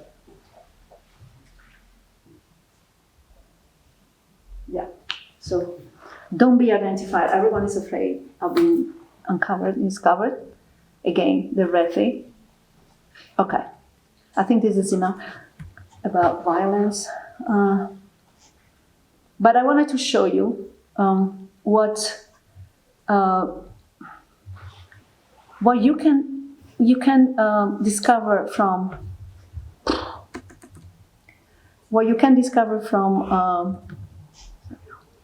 say. Okay. What you can discover with our history interviews. Yeah. Oh, you turned it off on purpose? Yes, I want to. What you can discover from when oral history interviews, quantitative research gives you. They say it gives you more scientific results. It's not true. It gives you really good, as reliable as possible information about large numbers. But in order to understand more, and especially if your research is also about intervention or drawing something out of it, you do need the qualitative approach. You do need the interviews because they explain phenomena that are not easily explained with yes, no, more, yes, no. I don't know if this is clear. Mm-hmm. If that upsets you, this stuff. Okay. I mean, it does. Yes, it does. It does. It's really upsetting. How do you handle, because of course very stigmatized, this topic, but then also in general, given my experience studying the Kosovo War, it seems as whenever I want to talk more about civilian loss, civilians killed, homes destroyed, women survivors, sexual assault, the narrative that I often get is like, oh, but why aren't we talking about like the heroes? Like, oh, like there's always this pushback to like, oh, talk about KLA. Like, why are you talking about the civilians? And I get that push time to time. And I remember like when I was in here quite some time back, there was either like a memorial in a village that's escaping me now, or it had names of everyone who died in the village or was killed in the village. And it was both soldiers and civilians. And I think actually they striked out the names of the soldiers because it was like a shame to have them on the same memorial as the civilians. The civilians shouldn't have been there, so we don't even want to be on this memorial. So I feel like this is a narrative in Kosovo where not only survivors of sexual violence, but also civilians in general maybe don't get as much research or as much of their story told, if that makes sense. That's from my perspective, of course. How do you fight that narrative at a larger scale, I guess? No, you're touching a very good point. In fact, there are two different names in Albania for victims of war. There are civilians and victims of war are combatants. The combatants called the Shmoret, and the martyrs are the civilians. They mean the same thing. The two words mean exactly the same thing. But also because Kosovo doesn't want to use the word Shahid because they don't want to be connected to Islam. But the Deshmor are Shahid, basically. They died in action. And they, so the different is different in words. Of course, it's a hierarchy, but it hides the deep shame of being victimized. Civilians were victimized, so the men were pushed. Men who couldn't defend their women again. In the say normal patriarchal world, men are supposed to defend their women. If they don't defend their women, they are less than men. But they could not defend. Also, they should be told that you can't defend your woman because someone is pointing a gun at you. So you should run for your life. So that's very clear that people don't want to remember their victimization. It's very human. Then it acquires political connotation. Because you were victimized. And so there are cemeteries like you see, even in Prekas, you have the cemetery, and then on the other hill, there are people that were just killed during the war. But you see how important is the political violence of this word? In Gaza, now, everyone who dies in Gaza is a Shahid. They decided, Hamas has decided that everyone who dies is a Shaheed, even the child who dies under bombs. It didn't used to be like that. You're a Shaheed if you blow yourself up or if you fight the war. But now it is sacralizing basically all the dead. So it's has been used, can be used, manipulated for political reasons. Again, nothing sinister. When we talk about politics, we understand politics is everywhere. If you take politics out, you don't understand anything. But politics means what the community or certain community, the leadership of the community, what they believe is important, what they want to communicate to the world. So totally, what you're saying is right. One of the reasons why victims of sexual violence are not talked about in any conflict. It's not just Kosovo, any conflict. You were talking about Nanjing? Yeah. The rape on Nanjing? Well, Yeah. we had to wait for 70 years to talk about the comfort women who were initially used, the sex slaves of the Japanese. So it's a very interesting story. Also in Italy, in World War II, there was a famous battle of Monte Cassino between the coast and Rome. There's this hill with a monastery, Monte Cassino, beautiful monastery. The Germans were there, and when the Americans and the Allied forces landed on this coast and had to reach Rome to free Rome, they had to pass there. Now, I don't know what, maybe in 45, in 44, that happened, but I don't know why you had to pass there. You can go, you probably go another way, but they had to pass under this. And the Germans were killing it. So we needed, the Allied forces needed to get this mountain. Who fought more there? Who was sent there to die? The Tunisian and Moroccan forces who were fighting with the French. The French went to Morocco and Tunisia and said, well, we'll give you independence if you come and fight for us. Mm-hmm. So they bought this lie. They went there. They were not given independence. But they were also told, come to Italy to fight. In Italy, you will have women, wine, and, good stuff.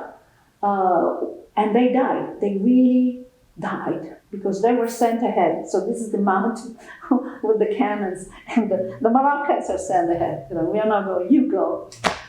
Many of them, the survivors, were unleashed in the countryside, and they raped so many women. Now, they were allied. So these are not the enemy forces. They're allied. But they were promised the spoils of war. About these stories, nobody talked in Italy until 1994. It happened in 1944. 1994 was the 50th anniversary, so there are conferences, roundtables, and someone came out, and the women were 80 years old, so they 80, you say, okay, I'm going to tell what happened to me when I was 20. So they told the story, and the story exploded. There are hundreds of women and men who were horribly tortured and raped by our allies, so much so that General Eisenhower, who's the commander, told the French, the Moroccans are not coming to Rome, because then the troops go to Rome and they're celebrating for the liberation. And they shipped them straight, so these people who were horrible, criminal too, but suffered terribly, they were sent straight to Normandy, to die in Normandy. So these wars are, they have these victims or perpetrator, the shift place, also the same person can be a victim and a perpetrator. But I was telling you these stories because, so the horrible rapes happened in Italy, and it took 50 years to even mention it. Because it's a horrible, it is a stain on the honor, whatever, but it's also is the most horrible victimization, because you were completely at the mercy of someone and you survive. If you die, some of the survivors told me it would have been better if we were dead, because we'd be dead. But we're not dead, so every day we live with our trauma, what happened to us. So that's in the victimization, you see the self-blame, the capacity of functioning stays with you, and you don't want to remember that. You don't want your country. Every country that emerges from a liberation war wants to have a positive image. So there are many layers, but I think collectively is the victimization that really doesn't want to be. You'll know Ramush Haradinaj that in 2004 there was a celebration of the usual celebration of the Yashar anniversary at the stadium, and because Ramush was prime minister, so for political reason people were booing him. And you know what he said from microphone? He said, "Shut up, shut up, Hugh. Desh more e blases." So Blase is the place where all the refugees were expelled, or the refugee camp. So we called the Deshmore a hero of the expulsion. That was an insult. Of course, the refugees, people who were expelled, suffer horribly, and they're part of the history. But they always remind that they are the second category. You're Deshmore Blesses. You're not Deshmore. Yeah. Like you didn't do anything during the war. You didn't do anything during the war. You were just expelled. Like, against this, if you want a gender analogy, gender is always crucial. There's a feminization of men. If you're not standing up, fighting, doing something, you are like a woman. You're weak. You're a victim. You're a prey. Yeah. But I think we also have like this issue, maybe just here in general, just how we are taught. Even in our histories, we're not taught about like civilian mobilizations that didn't necessarily have any direct contact with the paramilitaries or with like just the military in general. Like even comparing, even like feminizing those men that didn't want to go fight, they didn't want to like suffer that sort of trauma. And comparing them to women, you're like acting like a woman. That's also that's also discrediting every single woman that fought that stood up and said, "Let's do something about this." We have like an issue that we equate like that value during the war as like whether you picked up a gun or not, or did you kill somebody or not, did you punch a policeman or not. Which, okay, even women, we have like female students during the demonstrations that got into physical altercations with the police. Like one of our professors told us when the police raided the dormitories, they were beating any student they could get their hands on, women included. And even today, these women, like when they talk about it, they still have issues like with conceiving children because the police would specifically hit them like around the stomach area. We don't know how many women were raped in prison, and they were not going to tell us. But but this is when we're looking at the interviews with the political prisoners, the 15 that we have translated. I look at the gender: half men, half women. A lot of women went to jail, also, because they were active.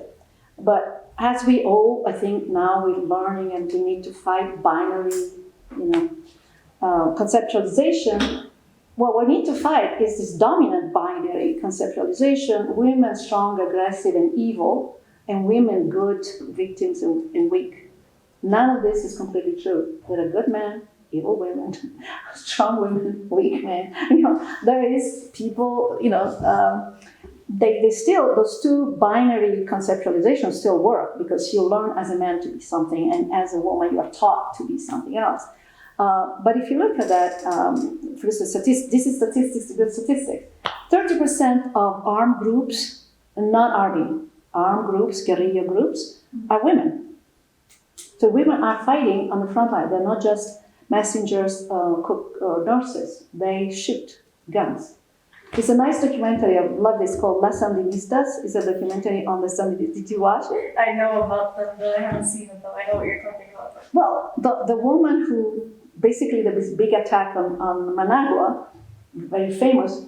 We all remember Edwin Pastor, the commander. But the second in command was a woman. She was a woman assaulting Managua. And after the war, she was nothing, put aside. So these are women who fight on the front line with guns. Now, I particularly don't like guns, but just to say that they were not just passive victims, they fought with the men. There are women who encourage, promote sexual violence against women and men, like in Rwanda. There is a famous case, her name always escapes, is very complicated. But there is a woman, she was the Minister of Family in Rwanda. And she encouraged, she's on tape, encouraging her son and other people to rape Tutsi women. So has been tried and sentenced to life in prison for sexual violence. So it's not, of course there are very few women who do that, fortunately. But there are, so we need to escape this binary, conceptualization of women are always good and because they're maternal, Or when the Nuremberg trials were happening, Ilse Koch, who was the wife of I don't know if he was the general of Auschwitz or some concentration camp, but she was present within that concentration camp, and she was from the accounts of whatever survivors could make it out of if I could describe, she's the definition of demon behavior. She was throwing kids out of windows. She was poisoning their food. From some people, she was possibly even assaulting male prisoners in those camps. And when she was put forward to the courts in Nuremberg, she literally used the excuse, "Oh, I'm a woman. I was at home watching the kids because it's my job." And everyone believed her. And everybody believed her, and she never got. Because women are at home cooking. But she literally used that binary, that expectation, to get herself out of a very long prison sentence, if not the death penalty. So. Well, in the Nazi trial, there isn't a single woman tried there, which is impossible. But also, I think the first time the women is in the special tribunal. So there was ICTY, Liliana, I think it's Liliana Placic. Anyway, the president of Republika Srpska was also sentenced for genocide. And this woman in Rwanda. Mm-hmm. So we have these first cases that re-identify women as horrible perpetrators of, among other things, sexual violence against women. But they've always been there. We know middle-level concentration camps and the Holocaust guards were women. Obviously, all the guards in the women section of the concentration camp were women. That should be tried too, but no woman was right, because there is stereotypes. How many times do you hear now Israel? They're killing women and children. What are the men? Cannon fodder? The men also, actually more men die in war than women, okay? So the first victims of war are men, period. But then women and children, they always use as a symbol of innocence. which is an alibi also for understanding of what innocence means in the context of war. Innocence means non-combatant. A soldier who's shooting at you but is wounded or has deposed his weapon is innocent now. It has to be treated as an if you can't shoot him. This is what we know as children instinctively. You don't shoot someone who is wounded. You don't shoot someone who's waving the white flag because you don't shoot non-combatants. If a woman or a child is shooting you, you shoot them. So it's not women and children, but in our imagination, it's always that. Women and children are innocent. And in fact, it's very dangerous when they start separating women from women and children from men. You know what's happening. They're going to kill the man, and whatever they're going to do, women, we don't know. But this is what happened in Srebrenica, defending women and children. Well, what about the 8,000 men who were killed? Yeah. In fact, there is a scholar, his name is Adam Jones in Canada, that has talked about gendercide. He's, he's resisting, the women's movement and feminist scholarship, and they talk about a lot about women's victims in the war as the most vulnerable, but the most vulnerable are the men. So let's not forget the men. And I think it's important for us not to defend the men. They need no defending in a way. But it's important for us to look at what's happening really. Women are more vulnerable normally, but if you need to rescue someone, let's say now, if there is a fire, let's say, well, I'm a woman, so I couldn't say, but I walk with more difficulty than you. Mm-hmm. So I should be safe first. There are different hierarchies, but let's say there would be Chandler. Chandler has my problem, okay? So the first to leave, the first to rest should be Chandler, not you who are able women. So it's not the gender, it's the vulnerability should really be seen. Oh, let's use again intersectionality. Who is physically able, who is poorer, who is less capable of helping himself or herself. It's not a gender issue.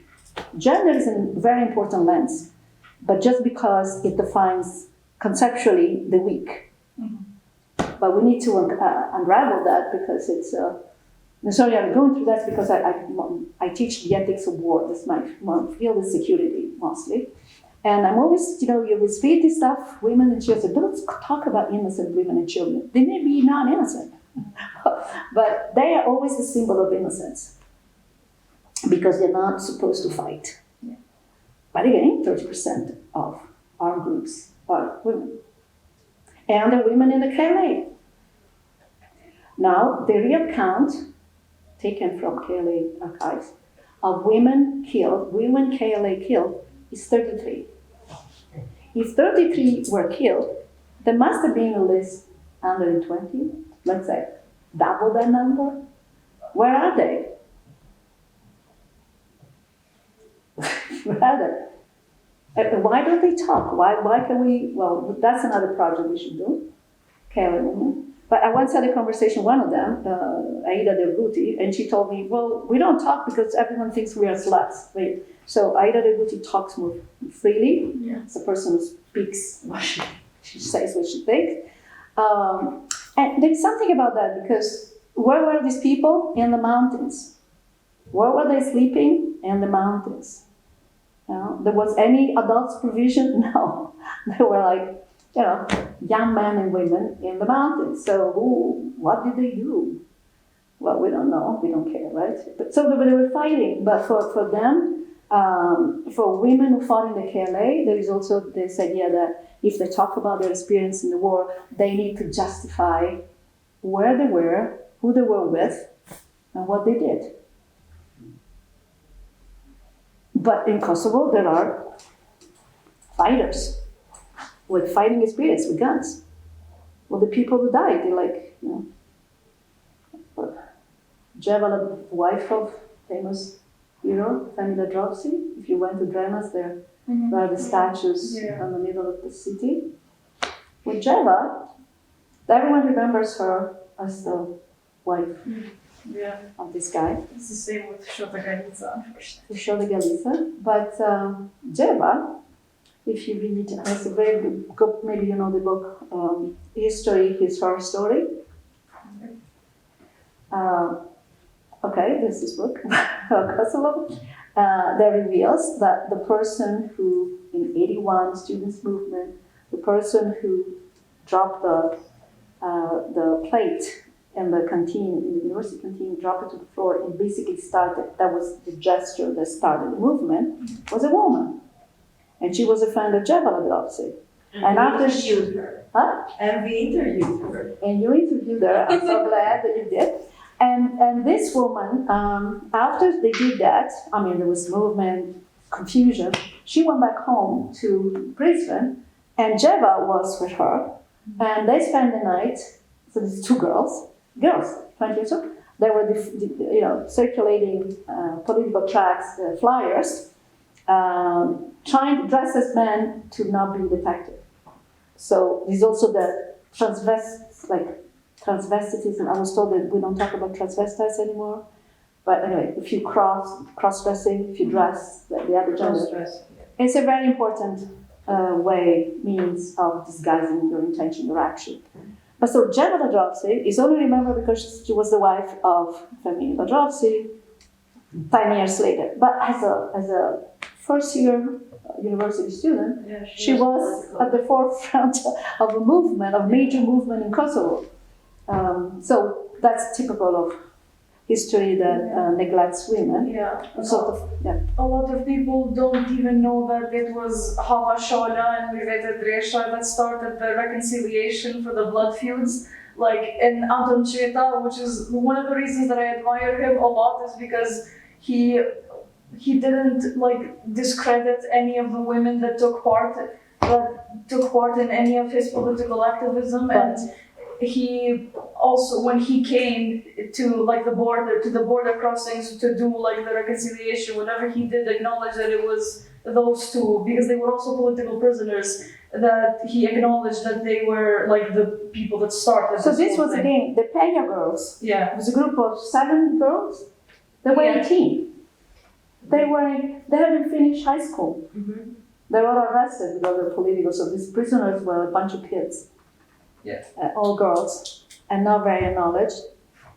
And by the way, there is another study to do, but this is for another life. Most of these women activists are now married. Yeah. Too strong, perhaps, I don't know. Too something. Too much. Too much to handle, right? But yeah. Or they are married to somebody who was. They're not willing to marry. No, that was also in the movement, the political. Yeah. Yeah. For political prisoner.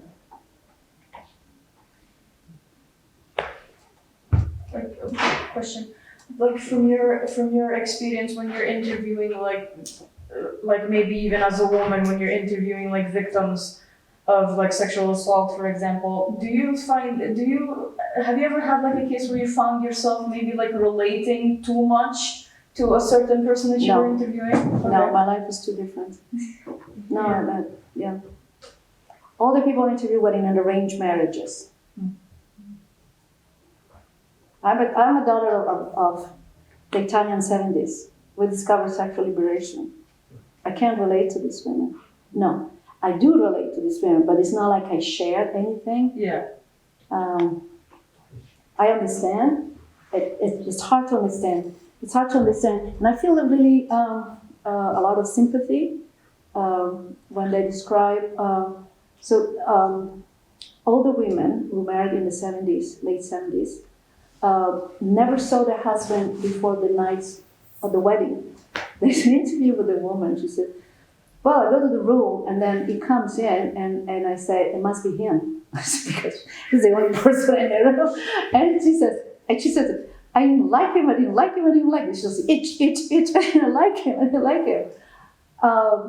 But she had to put up with that. Yeah. So you also wonder what kind of life these women had, what relationship with sex, whatever it was, whatever, it's a very, very, it's a very difficult life thing to comprehend for me, because my life it couldn't be more different.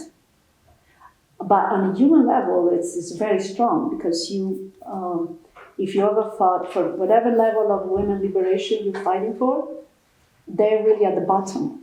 If you think about it, a woman who couldn't go to school because they put her out of school, gets married to someone she doesn't know, that's live with the mother-in-law, right?